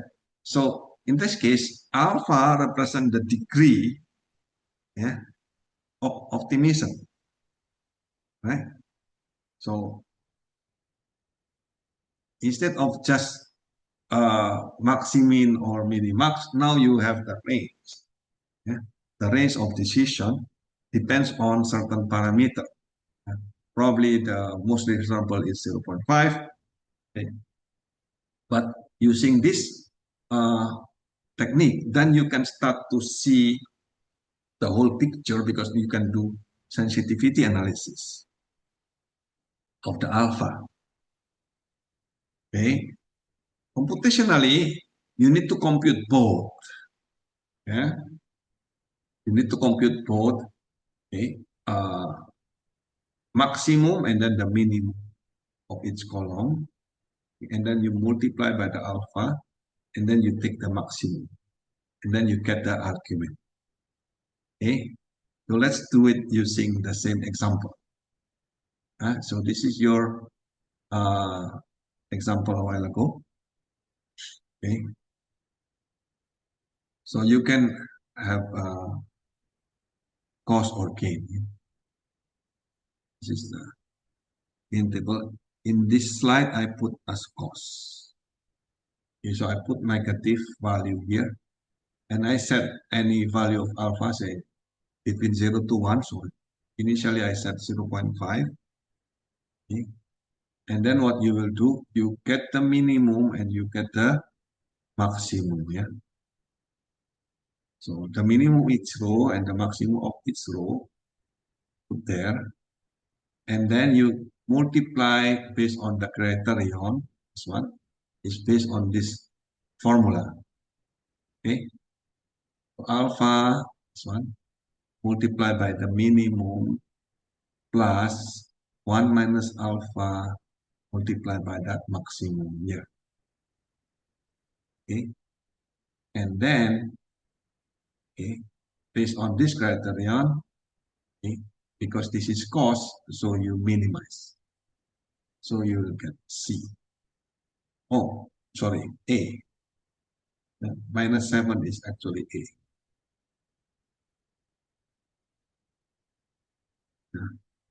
And then you can create data table, okay, of alpha, and then you can plot. Okay. Oh, apparently, if you use Horowitz, you will never decide P. Right? And you know the decision point of this value of alpha. Okay? If you are pessimistic, you will get, you will decide A. If you are optimistic, you will choose C.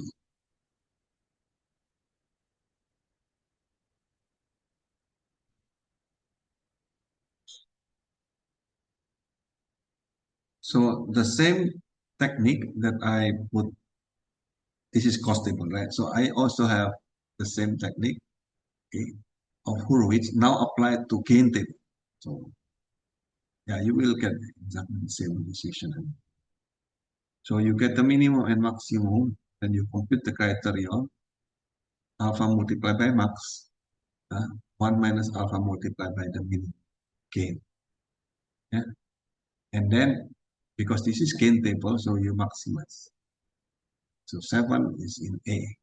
Again, you get the same result. Okay. And if you plot, you will get this. And the same result, actually, because the gain and the cost is just minus. Okay. So be careful, okay, that Horowitz is just generalized between maximax and maximum gain. Yeah, that's mean or the minimum, minimin and minimax cost. So it does not include Laplace equality, or minimax regret rule. So remember in the same value of the table, we were able to get B, but in Horowitz you never get B. in this example. Okay. Yeah, so that's the one just discuss with. So as a summary, okay, when we said you are doing a decision under uncertainty, that means you are selecting among the number of alternatives, yeah, that you have the outcomes, yeah, depends on the state of nature. Okay, so you have any state, given any state of nature, you know the payoff of each alternative. Yeah? And then uh, remember, in decision under uncertainty, the probability of any given state of nature is unknown. If you know the probability information, that means you are no longer in decision under uncertainty. You are in decision under risk.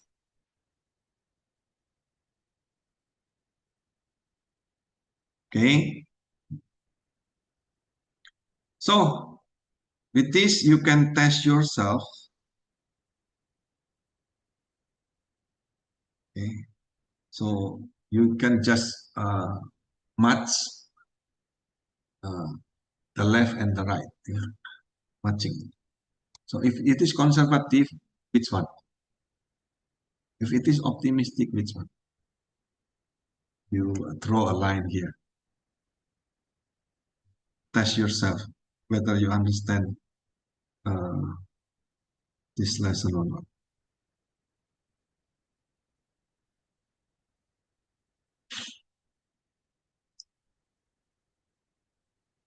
So which one is conservative? Yeah, conservative is the same as pessimistic. So you will get maximin or minimax. Yeah. Okay. Optimistic, you will get maximax or minimin. Yeah. So in between, you will get the Laplace equal probability, minimax, regret, and bonus. Okay. So any question, any discussion? Yeah. So I put here, if you have any situation that you probably currently face, okay, and involve significant uncertainty, will you know the outcome of that uncertainty before or after the decision is made, and how you will make that decision?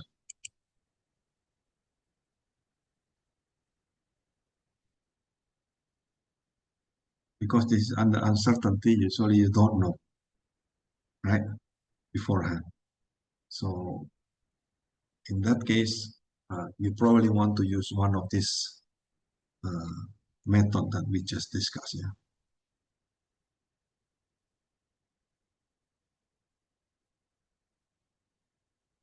So up to this point, is there any question, comments? You understand everything? So next is your turn, okay, for your project presentation.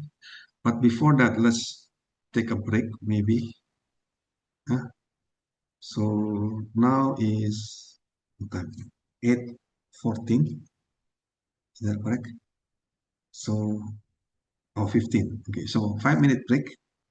And then you prepare yourself to present your group project. Okay. And you can list down in the chat to all, okay, who will present first, second, and third, fourth, and so on. Okay. FIFO, yeah, first in, first out. So you send to all. Okay, group 2 first. Okay, then who is next? Send to everyone, George, so that everyone knows.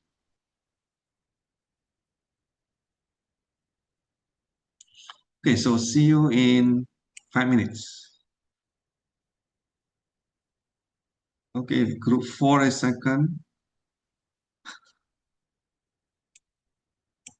Really, there is no option for everyone.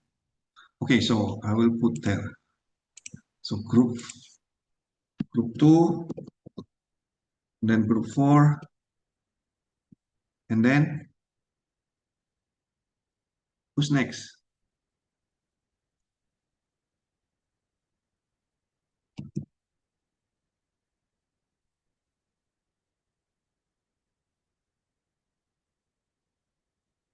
Okay, so group 3 and then group 1.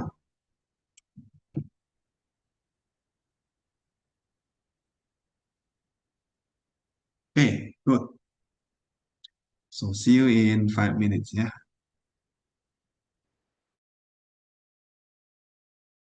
Let's go. Okay, so good evening everyone. So our Sorry, top hello. nakashare na ba? Ah. Ano ko muna, i-introduce ko muna 'tong ano, Okay, sige. sa first part. Okay, sige. Okay, good evening everyone. Sorry. We are group 2 and today we will present the progress report of our group. So the title of our chosen topic is an optimization approach to illegal parking management in Quezon City along Commonwealth Avenue. So for our outline, we will briefly introduce our topic or problem statement, then our connected network.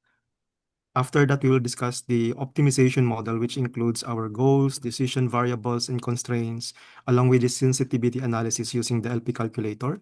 After that, we will present the multi-criteria decision-making prioritization analysis using the different methods that we studied in class, the Brown-Gibson, the AHP, and IFN. Then finally, we will show the comparative analysis of these methods. So to start, Corinne will present the first part of our presentation. For the problem statement, we will just give a summary. So our problem is persistent illegal parking, which significantly contributes to traffic congestion. And with a given limited enforcement resources and budget constraints, the city must determine the most effective combination of interventions to reduce illegal parking and its negative impacts. And the proposed illegal parking management strategy would generate economic benefits through reduced congestion, improved transport efficiency, and enhanced business access. Also, social benefits such as through improved safety, equity, and public space use, and environmental benefits through reduced emissions and more efficient use of existing road infrastructures. These combined benefits will justify the targeted public investment even in the absence of direct revenue recovery. Next slide, please. So for the strongly connected network, we identified the stakeholders, which are the QCLGU and PMO, traffic enforcers, motorists, local businesses, and residents. And for the factors or our operational variables, we have enforcement hours, managed curb space, towing operations, CCTV units, budget, and illegal parking volume. We also included behavioral variables such as reduced accessibility, decreased productivity, economic losses, and traffic congestion. Next slide, please. So we also created a decision tree. Next slide, please. So for this diagram, it illustrates a strongly connected socio-economic institutional network governing illegal parking management. With the increased enforcement reduces illegal parking, which decreases congestion, improves public satisfaction, and higher public satisfactions would strengthen the political support, leading to increased budget allocation and reinforcing enforcement capacity. These stakeholders such as the LGU, residents, motorists, and businesses, would influence and are influenced by this loop, demonstrating a dynamic feedback-based policy system rather than a linear intervention model. And also, we incorporated the introduction for game theory. We identified the four game components here in our diagram. The four game components are the following: stakeholders, which are the players, they are the decision-making component. Operational variables or the strategy, these are the plan of action of the decision-making component. Third is the analysis of variables, or what we call the payoffs. These are the actual or expected consequences for each player. And lastly, the behavioral variables, or the information. In this knowledge, these are the knowledges in a particular time, and it is subject to change, and it's also based on the direct observation. Next slide, please.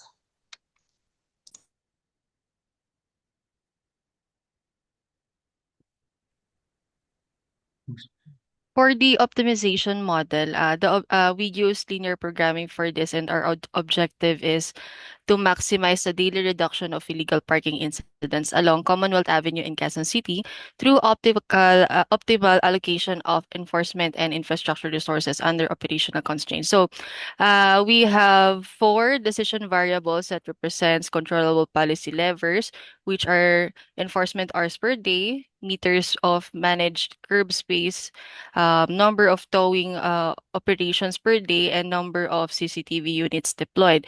So, considering these decision variables, we have come up with effectiveness estimates that is tied along with it, that corresponds to the following values below. So for every enforcement hour, it reduces approximately 5 illegal parked vehicles. So it is shown in as reflected on the equation of objective function 5x1. So for the 5x for the 15x2, because it reduces 15 vehicles, approximately 15 vehicles for x2, and for the third variable, it approximately reduces 3 vehicles, and for the CCTV, it approximately reduces 8 vehicles. So next slide, please. So with this, we also type the model constraints. So for the budget constraints, we've considered that enforcement R might cost 4,000 pesos. The curb regulation per meter might cost 15,000, and towing operation might cost 2,500. CCTV unit, the most expensive amount here, might cost 20,000 pesos. So we only have a total limit of 350,000 pesos, and we have put this into an equation as shown below. So next, for the manpower constraints, we've considered that for every day we have 24 hours, and the maximum hours that we can use for enforcement is 24 hours. And for the physical curb space constraints, we've considered 30 meters of length. For the towing capacity constraint, we've considered that there is a maximum of 12 operations per towing operations per day. For CCTV deployment, we've considered the maximum that five maximum CCTVs that we can deploy is 5. And we've also added non-negativity constraints to ensure that none of this will be written in negative form. Next. So upon using this, this is the value that we've come up with. So we can see that both x1 and x4, or the first and the fourth equations that we've typed, are equal to 0. So the second component is the meters of managed curved space. So the result is 21.33. And then for the X3, the towing operations per day, we maximized it to 12 operations a day. Then the total of the reduced illegal parking is 356 vehicles. So estimated illegal parking reductions is 356. So next slide, please. So upon checking the analysis, it goes to show that for constraint 1 and constraint 4, both shows non zero value, which means these are binding value. So for 2 and 3, we've seen that it is non-binding. Same goes for 5 and 7 and 8. So for constraint 1, it goes to show that for every additional 1 peso, it might reduce 0.001 vehicle uh, vehicle, yes. Then for constraint 4, it goes to show that for every increase of towing operation, it might add an additional 0.50 vehicle. So yes, I think the most optimal uh, the most optimal binding constraint here is 0 point this constraint number 4. So next slide, please.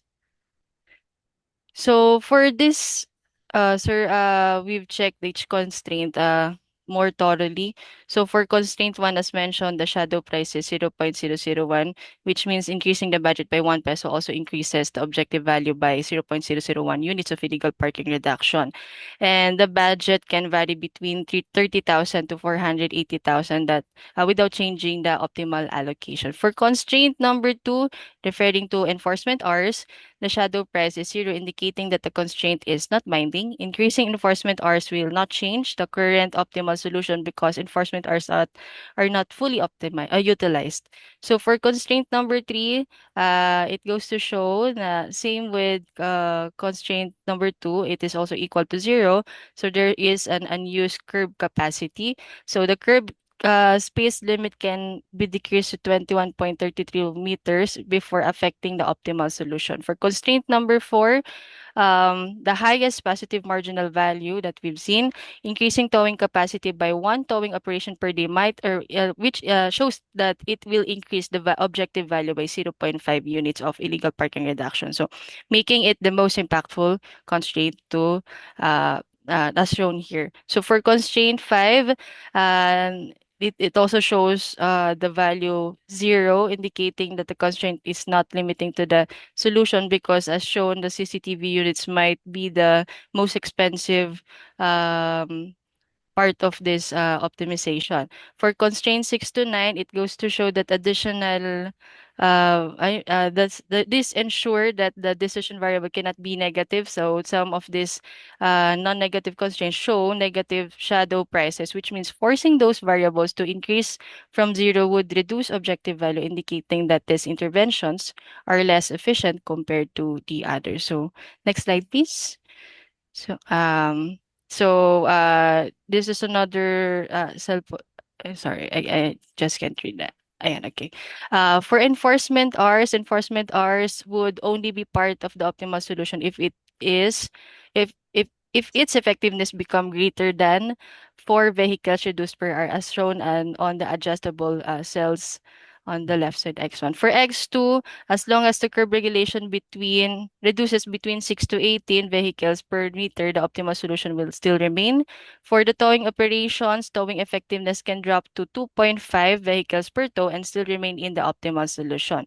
And for the last part, the X4 or the CCTV deployment, CCTV effectiveness could increase up to 20 vehicles reduced per unit before it becomes a part of the optimal solution because CCTV is too expensive relative to its benefit. So next slide, please. And with this, I would like to give the floor to Sir George to explain other methods that we've also used. Okay. Okay, for multi-criteria decision-making methods. So first, we identify the list of alternatives and the evaluation criteria. So we use the code A, B, C, D, E for the list of alternatives. Then we use the code C1, C2, C3, C4, C5 for the list of criteria. So this is actually the first method we use, the MCDA method. So in this slide, this is already the final ranking of alternatives. Later, I will show the Excel file, but for now, I will show all the final ranking of the different methods. So in the MCDM, the final ranking of alternatives, the alternative B ranked first, followed by A, C, E, and D. So later I'll show the Excel file on how we come up with this final ranking. So the next one, this is the Brown Gibson method. So as shown again in the slide is the final ranking. So alternative B again ranked first, followed by alternative E, C, A, and D. So for AFP, AHP, sorry. So for AHP method, first this is the AHP hierarchical structural model. So the first in the line is the goal, the top one. The second is our evaluation criteria. Then the lowest, the bottom one is the our alternative. So this is the AHP final result. So later again, I will show the Excel file on how we come up with this one. But in this method, the rank first again is the alternative B. So this is the most preferred strategy when considering the weighted importance of the criteria. So for IFN, uh, the final ranking, the rank first is now alternative A. So it's not anymore alternative B, followed by alternative B, E, C, and D. So, sir, I will share. Wait. I think this is the I think I need to show first this comparative analysis of these different methods. So, for this slide, it shows the comparative analysis of these four decision-making methods that we use in our project. So from this comparison, we can see that alternative B consistently ranks among the top alternatives, placing first in MCDM, Brown Gypsum, and AHP, and second only in IFN.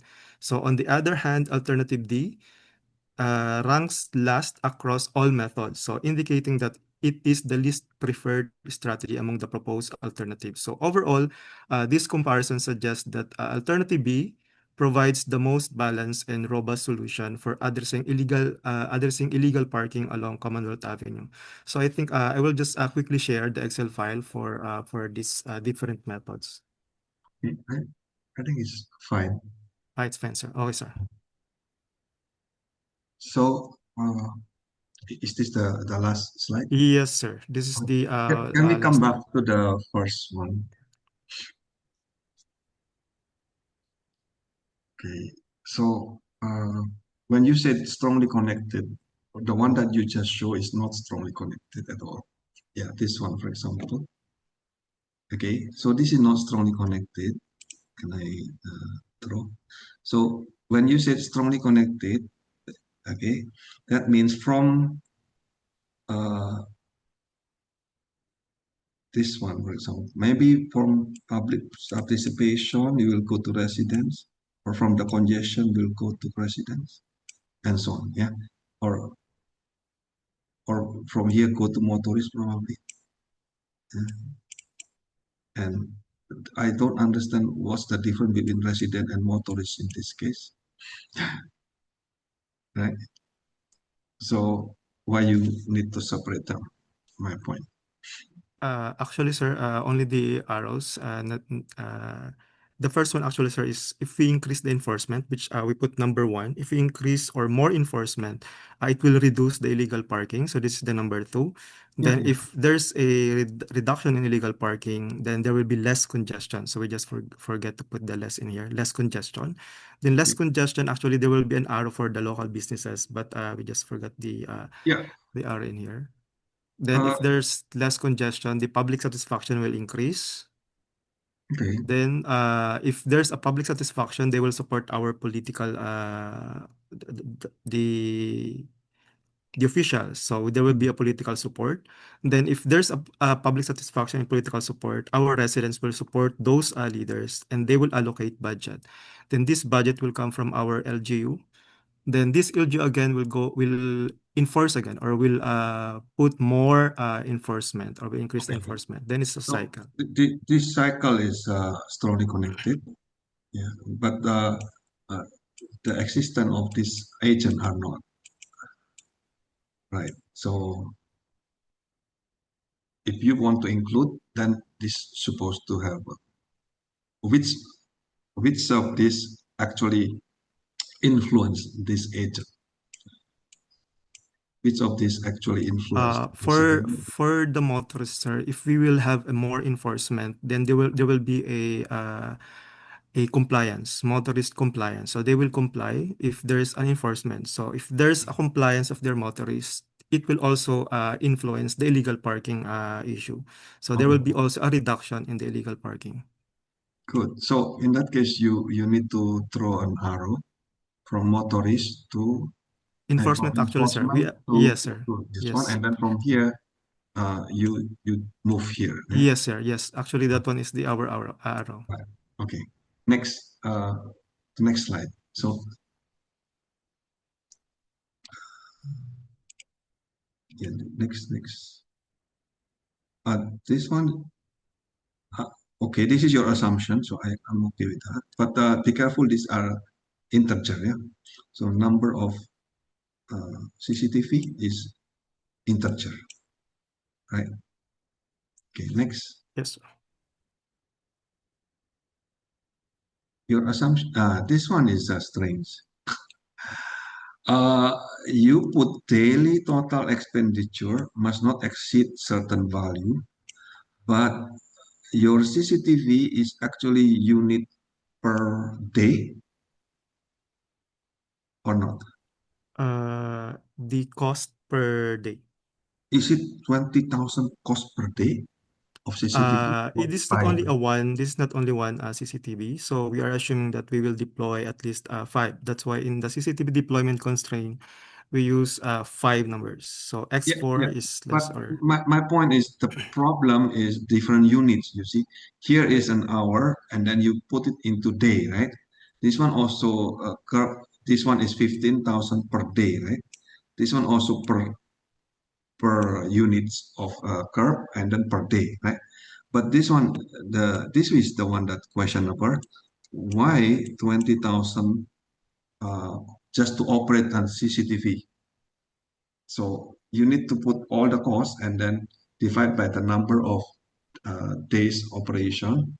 I don't think it's 20 that big in terms of okay, per sir. We day. will just reduce this value, sir. Yes. So that is the one that I'm not sure. Okay. Next. Yeah. Yeah, this one I'm not sure why this is zero here. So,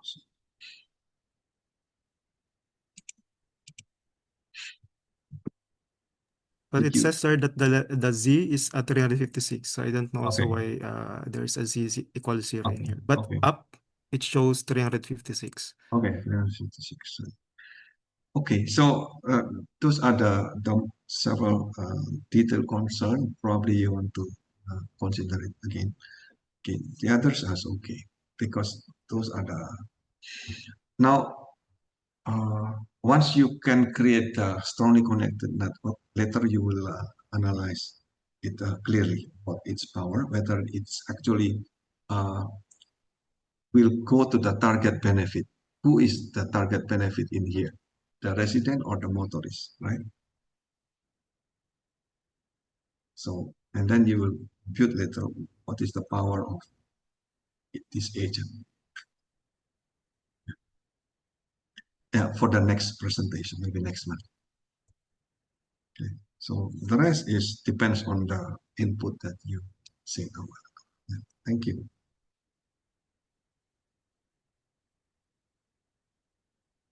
Yeah. So far very good. Yeah. Thank you, sir. Okay. So next, is there any one want to give comment to this group two? Yeah. So if not, please group four present your progress. Yeah. Thank you, George and Corinne. Also Apple, sir. Okay. Can you see my screen, sir? Hello. Okay. See your screen. So I will be presenting our progress. We have a slides, just a few slides, and we will present our live doc file since we didn't edit anything, so you can see our edit history as well Okay. as our Excel computation. So we only used IFN for our progress. So just a brief recap, our studies about the strategic hub locations for centralized ETNVS operations in Metro Manila. Since unlike a regular TNVS, these electric vehicles operate differently since they have a limited range. So for our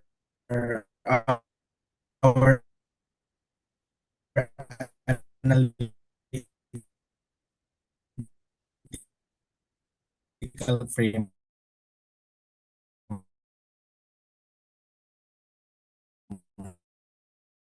the first thing that we need to do in order to apply this into IFN is we identified positive attributes that would be gain or benefit, as well as our negative attributes that will these attributes are as follows: the population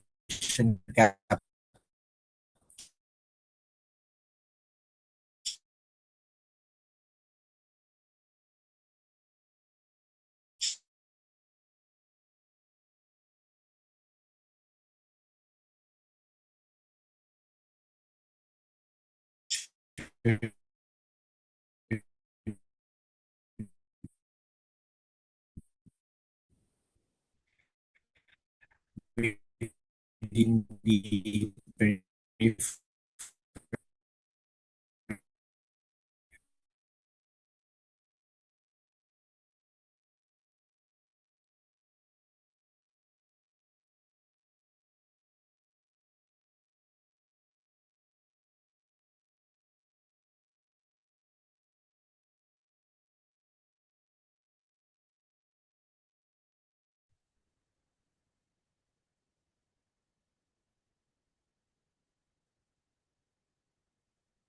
I cannot hear you. What happened?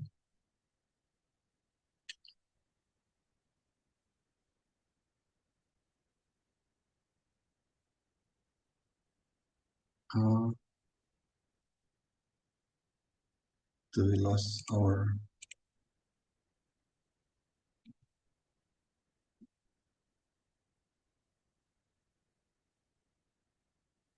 Maybe disconnected, sir. Disconnected. We're trying to reach him now. Oh, I'm sorry. I got Yeah. disconnected, sir. Okay. I'm sorry. Can you hear me now? Yes. Yes. I'm sorry for the Yeah. technical difficulties. Let me share my screen again, sir. Would that be okay? Okay. May I ask where did I stop? Where did my connection stop? Yeah. Still in this slide, I think. In the negative attributes, sir, or positive attributes? Yeah. So you listed all the attribute and then Okay. So after listing all these attributes, we identified five possible locations. So I will just give context for each because we haven't yet had an image for each hubs. So the port area is a congested area full of informal settlements. So mostly high density single detached households. While Mindanao Avenue is a has a lot of land, but it is very far, I think, it from the city center. Bay Area and Arca South are both CBDs, so these have a lot of infrastructure development, but the cost of development and the zonal value is much higher compared to the other areas since they are CBDs. While the East Bank lies in between, so it has also development, but it is somewhat also far from the center. So, given these five locations, we first arbitrarily inputted our values. So, as as we remembered on our first meeting orientation, we are free to assign values whichever we want. But we would like to convey that these values were intelligently assigned based on the context of these five areas. So just like what I've said, the port area is a congested area filled with informal settlements. That's why it has the highest population captured, and so on. So now that's our arbitrary values, and we will now proceed with our IFN simulation. So basically, everything that I said is also indicated in our doc file that we submitted. So for our simulation, so these are the values that I have mentioned earlier. So the green ones, these are the gains or the positive attributes that contributes to the feasibility of a certain location to be a strategic hub for ET and VS, while The orange one are the negative drivers or the costs. So first we normalized it. Since this is an IFN, the negative attributes would adopt this formula. And then after the normalization, we got the sum of the normalized values. And then we computed the probability and then the aggregate utility. And then by following the instructions on our last meeting also, the utility function was used in order to solve for the probability. And then we rank the probability of the 5 prospected locations. So the first location, the location that got the first rank was Mindanao Avenue. So here, the one that is far from the city center but has low development and also not a CBD. Because if we will analyze the value, it has, yes, it is far, but the cost of development is much more cheaper. While East Bank came next, followed by Port Area, the congested one, followed by the Bay City and the Arca South. Because as I have mentioned, Arca South and Bay City have the highest cost of development and highest zonal value because these are CBDs, as we have arbitrarily assigned in our values. And I think for our conclusion, for location of ET and VS Hub, what really matters is the cost of, for at least for our simulation, is the cost of development because it really affects the feasibility of a certain location. And that would be also. Thank you. Yeah. So if you can also compare similar to previous group. So you can also compare with linear programmings and other method. That would be a nice addition. You want. And Yes, sir. We do. you can also develop the agents. Okay, who are the stakeholders and how you will connect the influence of one agent to the others or with the factors. Then you can also have a later during the group decision and uh, power dynamics, then you will have better analysis later. Okay, so Okay, sir. yeah, Do that. Thank you. good. Thank you, Thank you, sir. thank you. Yeah. Next is group 3. Right?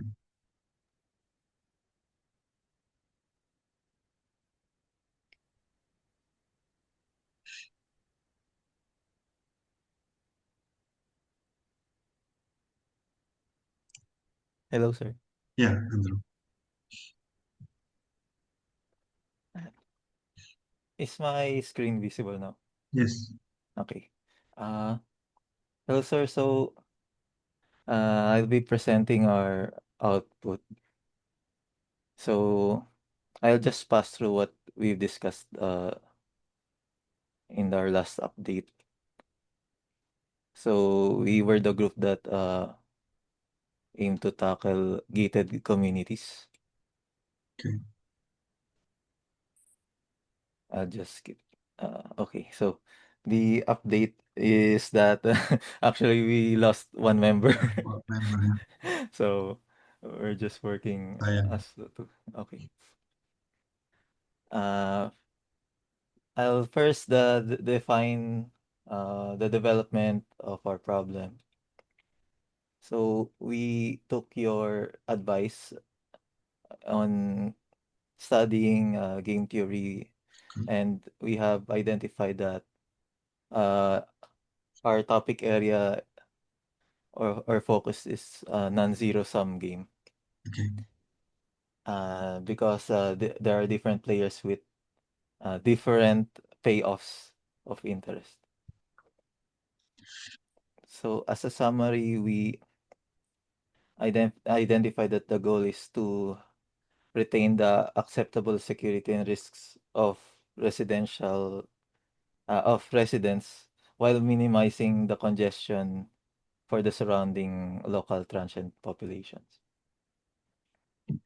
But so now I'm gonna break down the players we identified and the payoffs and the actions they have. So uh, I color coded this uh, to contrast their interests. So residents, as I said, have their main interests or payoff as focusing on security. And then they have a secondary goal to have access to amenities and to have ease of transportation.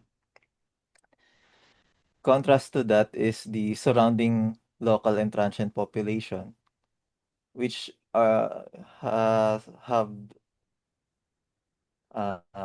main goal of having access to amenities and ease of transportation. So they like minimal to minimize the traffic congestions.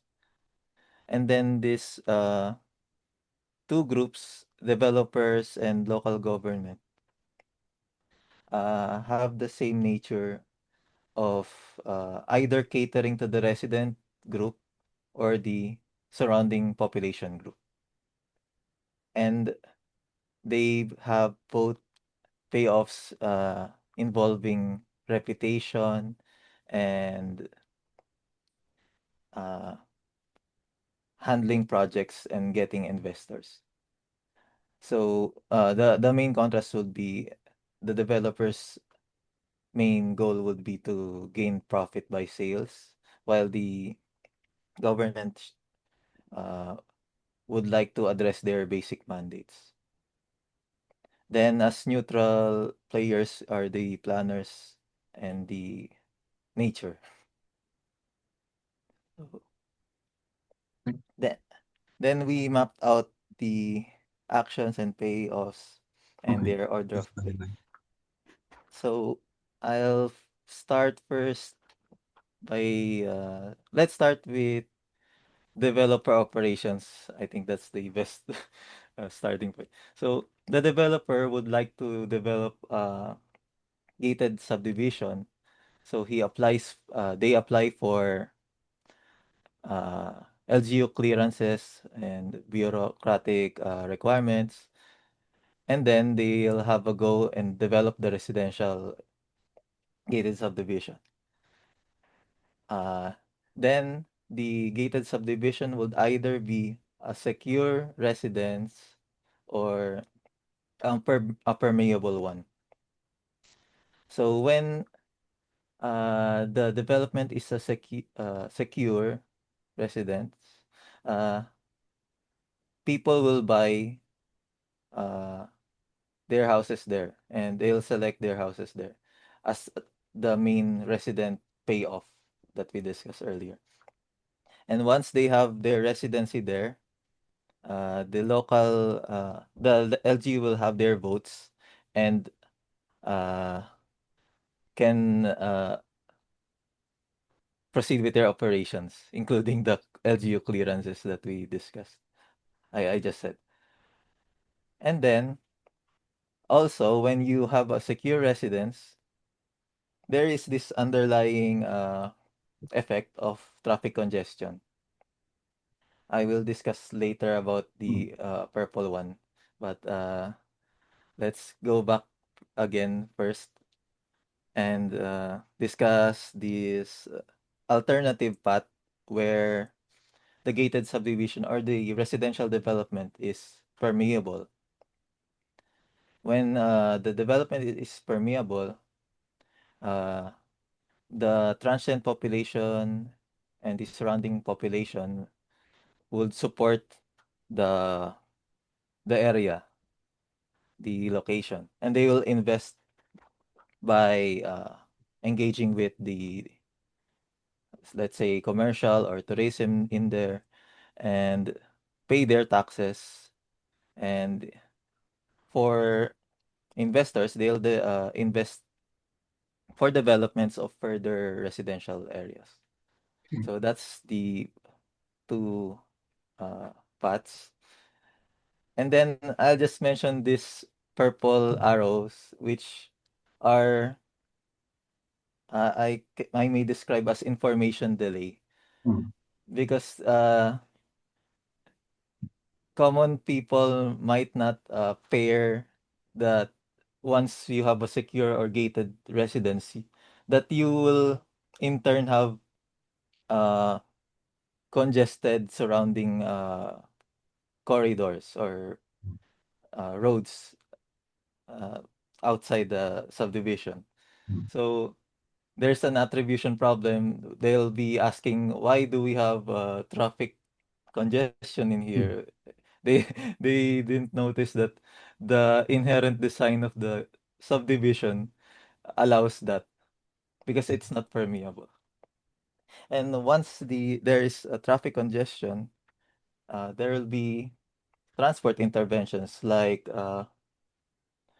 uh, conditional pass-throughs to the through the subdivisions, like requirement for stickers, toll fees, Mm. and later I'll discuss others.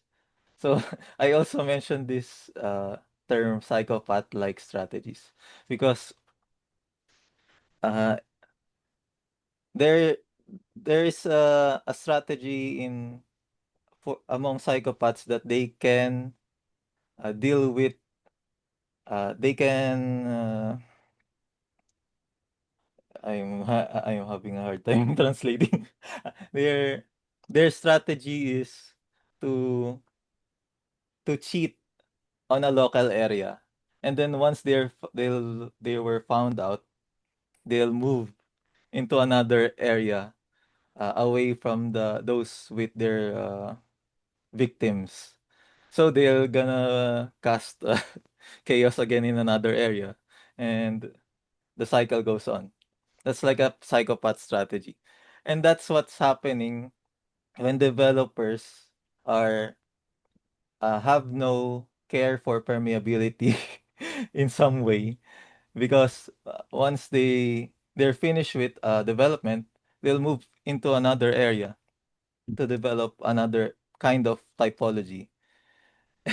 And there's no attribution between the problem and the psychopath. So uh, okay. So that's the playing field.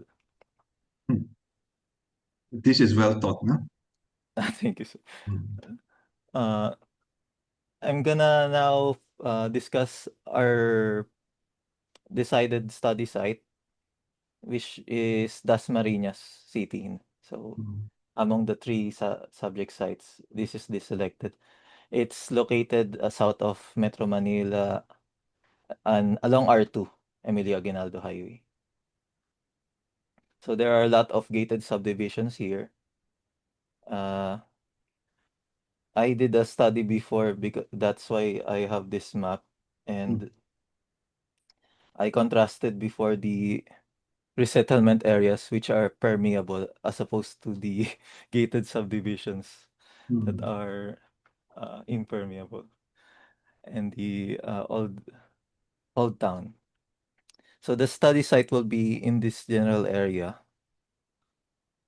Uh, so the present status of these subdivisions have a range of conditional pass-throughs such as curfew, toll fee, stickers, uh, and absolute no pass-throughs. So this is our final or working question. How should access restrictions for a planned or existing gated subdivision in Dasmariñas be designed so that resident security is kept high Mm. while surrounding network congestion is minimized? So for scenarios, for the scenarios,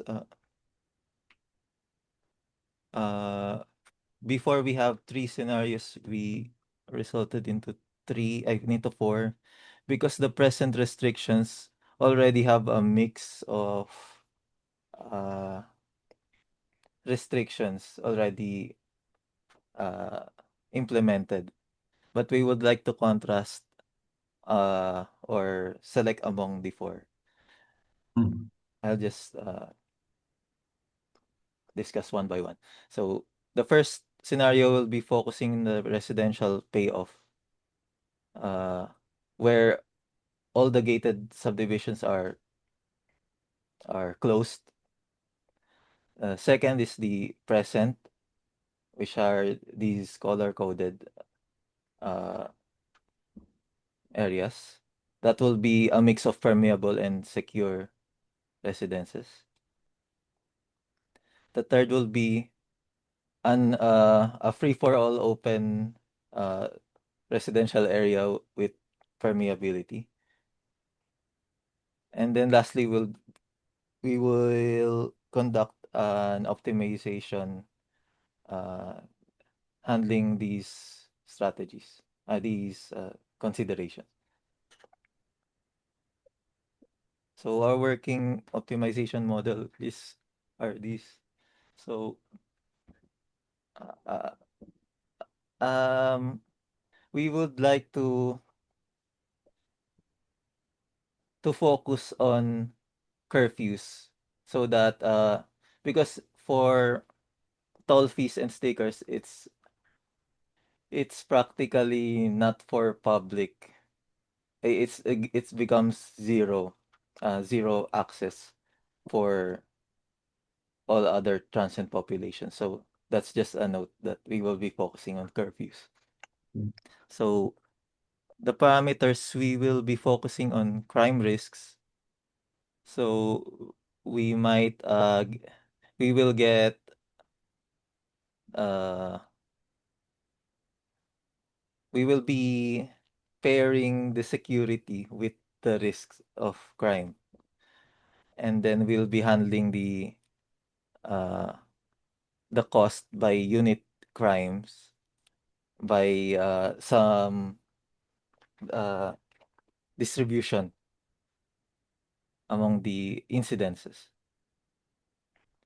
And then our decision variables will be curfew time, as I said, the location centrality to capture whether the state of the point is open, is accessible or not, the road capacity and traffic generated.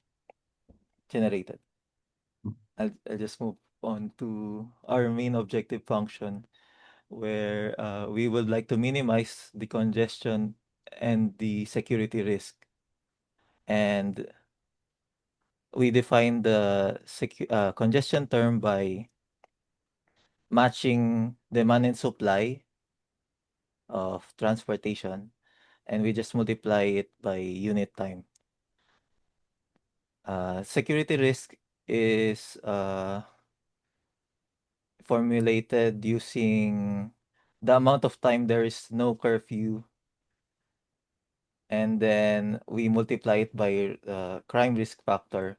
That's why I presented this crime time by crime type, because there are windows of time that have less risks that may affect the computation.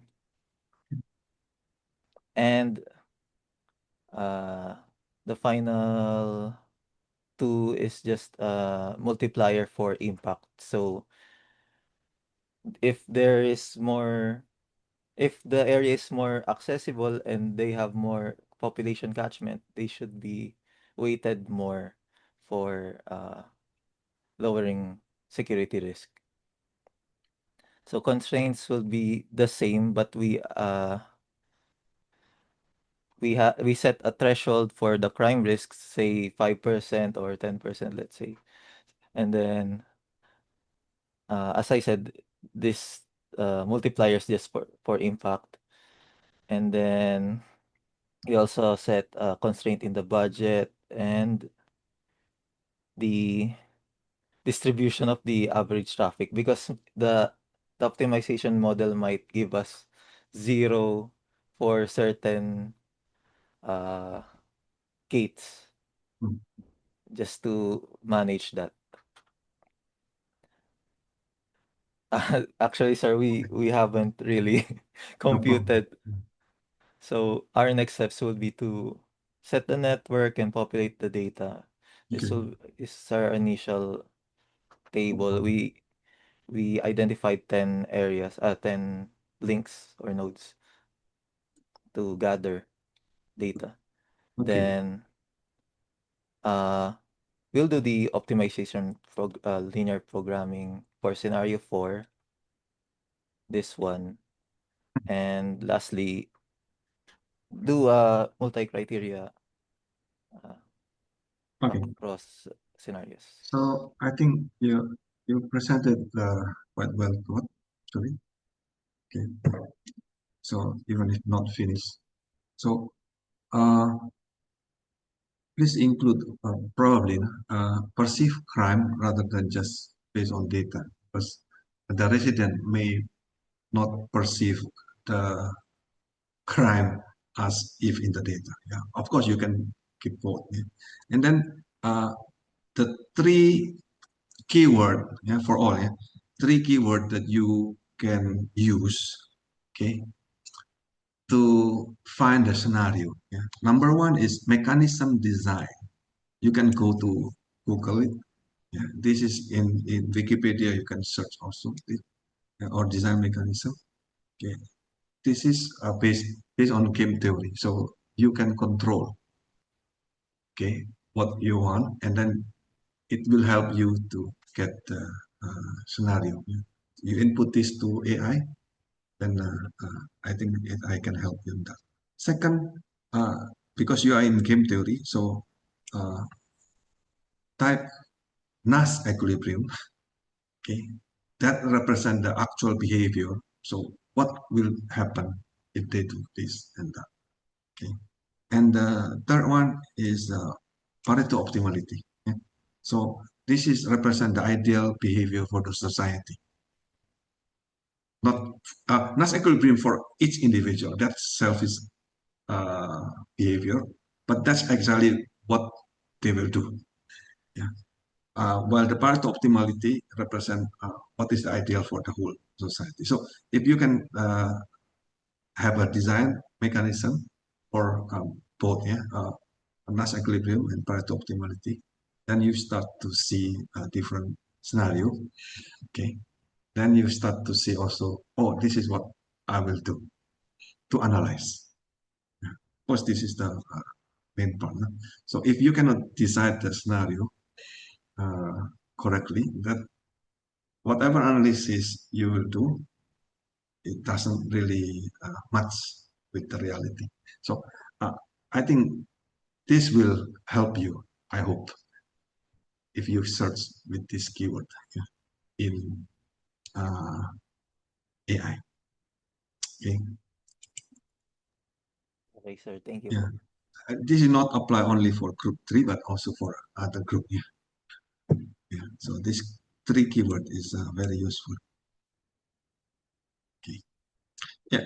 Thank you, Drew. Uh, uh, Last but not least is group 1. Go.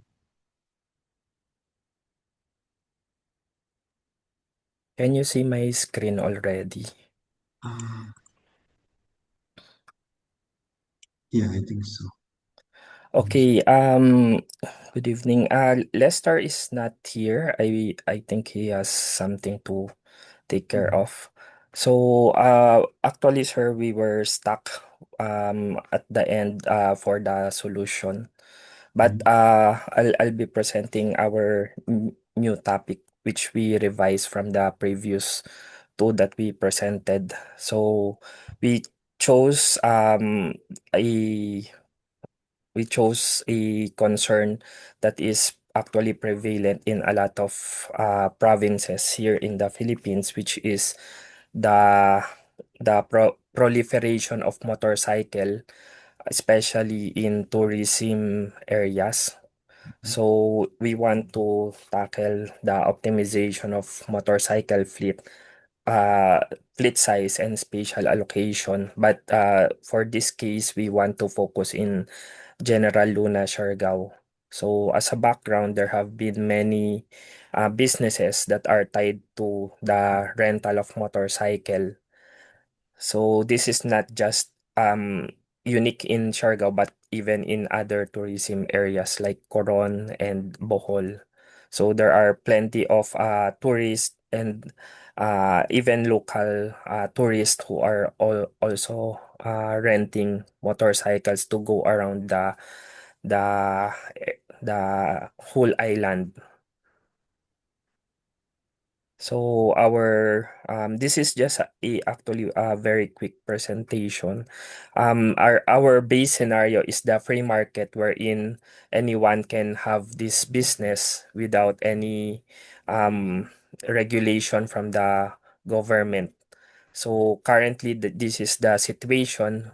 So anyone can just have a or put up a fleet of motorcycles and then advertise through whether through the internet or through posting signages. So our alternative one is to have a fleet cap policy to be implemented by the local government. So fleet 2 is also to have a zoning allocation aside from having a fleet cap. And our alternative 3, we are looking at adding a digital dispatch. So we will be integrating, or there will be an integration of online advertisement or online tools similar to the ride hailing applications such as Grab or Lalamove or Angkas. So these are the network strategies, those who are concerned in particular with this optimization. So of course, there is the local government unit of the General Luna in Siargao. So they are the ones in charge of the regulations and policies. There are the motorcycle operators. So currently, these operators are not regulated, although oftentimes they have a local group and oftentimes representing as well, especially during the local development council meetings. So there are also the tourists who represents the side of the demand for these services. And there are, aside from the tourists, of course, there are the local residents who also use motorcycles in these areas. So adding to the number of the proliferation of the motorcycles. So our optimization model for this one, our goal is to minimize the total generalized transportation cost of the motorcycle network by determining the optimal fleet size. So the capacity vis-a-vis the spatial allocation and the road capacity and demand constraints. So for our decision variables, we want to know the total number of the active motorcycles, and then the X is the number of motorcycles allocated from one particular zone serving a demand zone. So for the parameters, D represents the passenger demand in one particular zone. The C represents the road capacity between these two zones. And T, of course, is for the travel time cost. And we also added an additional factor, which is the emission. And S would be the maximum registered motorcycles. So for the criteria, so this is our objective function. So we want to minimize z, which we equate to the summation of the alpha of the time, the beta, and the gamma of the capacity of the motorcycles to be divided by the the road capacity between these two zones. So we have provided limits, which is that the number of motorcycles would be um, greater than or less than the passenger demand. And then for the total active motorcycles would not, or the number of motorcycles would not be more than the total active motorcycles, and the number of motorcycles should also not be less than or more than the road capacity. So if we put the cap, which is the F, total active motorcycles, this should be less than or equal to the number of registered motorcycles. And lastly, the number of motorcycles should be, oh, I think we missed that letter Q here. With regards to the zoning constraint, should not be over than the zoning constraints. So as I've said, we were stuck with the solution. So we at this point we cannot, or we were unable to push through with whatever with the particular model to use, whether MCDM, APH, or others. Okay. So that's it, sir. Okay. So I put my comment in the chat for everyone. Can you check? So in your group project, yeah, this is also for everyone. So think about what can you control. Okay, and then can you try to draw the influence diagram? Yeah, this should be a strongly connected network. So who influence who, or who influence what? Okay. So group 3 a while ago was quite well taught. So this is a good example. And group 1, you have a problem, okay, because it is not clear what is your target agent. Okay, is it the tourist or local resident or maybe LGU? Okay, and that's why you set the goal as minimize total cost of motorcycle. Is this represent the actual goal, what you want? Or actually you just make it up because you want to do linear programming? But remember, uh, the strategy or the computation or the analysis should be in line with the whole strategy, the big picture, isn't it? Okay, so is it to reduce congestion, or actually you want to improve the tourist satisfaction in order to improve the local resident income or maybe total tax by the LGU? So can you see the whole picture rather than just go to the analysis? Hmm? Because if you go to the technical detail without seeing the big picture, okay, then you lost effectiveness. You may be efficient, but you don't reach your goal. Right. This is a big problem. Huh? That's why you get confused also. What I will do after this. Right. Because it is unclear who is your target. Okay. So I hope by drawing the diagrams, similar to what Andrew was doing a while ago, okay, then you can start to see the big picture. And then look at this. Why I said you need to make it strongly connected, because with look at the diagram of Andrew a while ago. He make it strongly connected by putting the dash, yeah, with this information delay. He said, or what is that? Psychopath path or something. Okay, that is his attempt to make it strongly connected. Okay, why? Because without strongly connected, you have no control. There is no feedback mechanism. Okay, in fact, that is very important when you want to create the diagrams. Okay, so start from there. Yeah. Then you will start to see the big picture, and then you start to see, oh, what is my goal actually? So think about it deeper.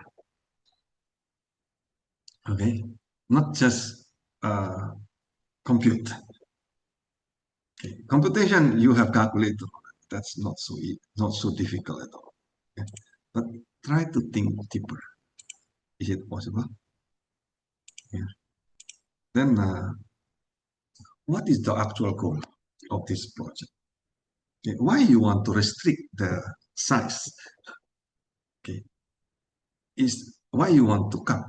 Will the motorist, yeah, who rent the motorcycle actually will obey, or actually they will rebel against your policy?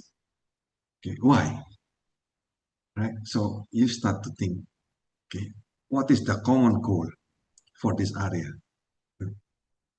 You're not just implementing the policy. You need to see the goal of the policy rather than just idea of the policy. Yeah. Because you have power does not mean you will use your power. Yeah. Okay. So I hope this is useful.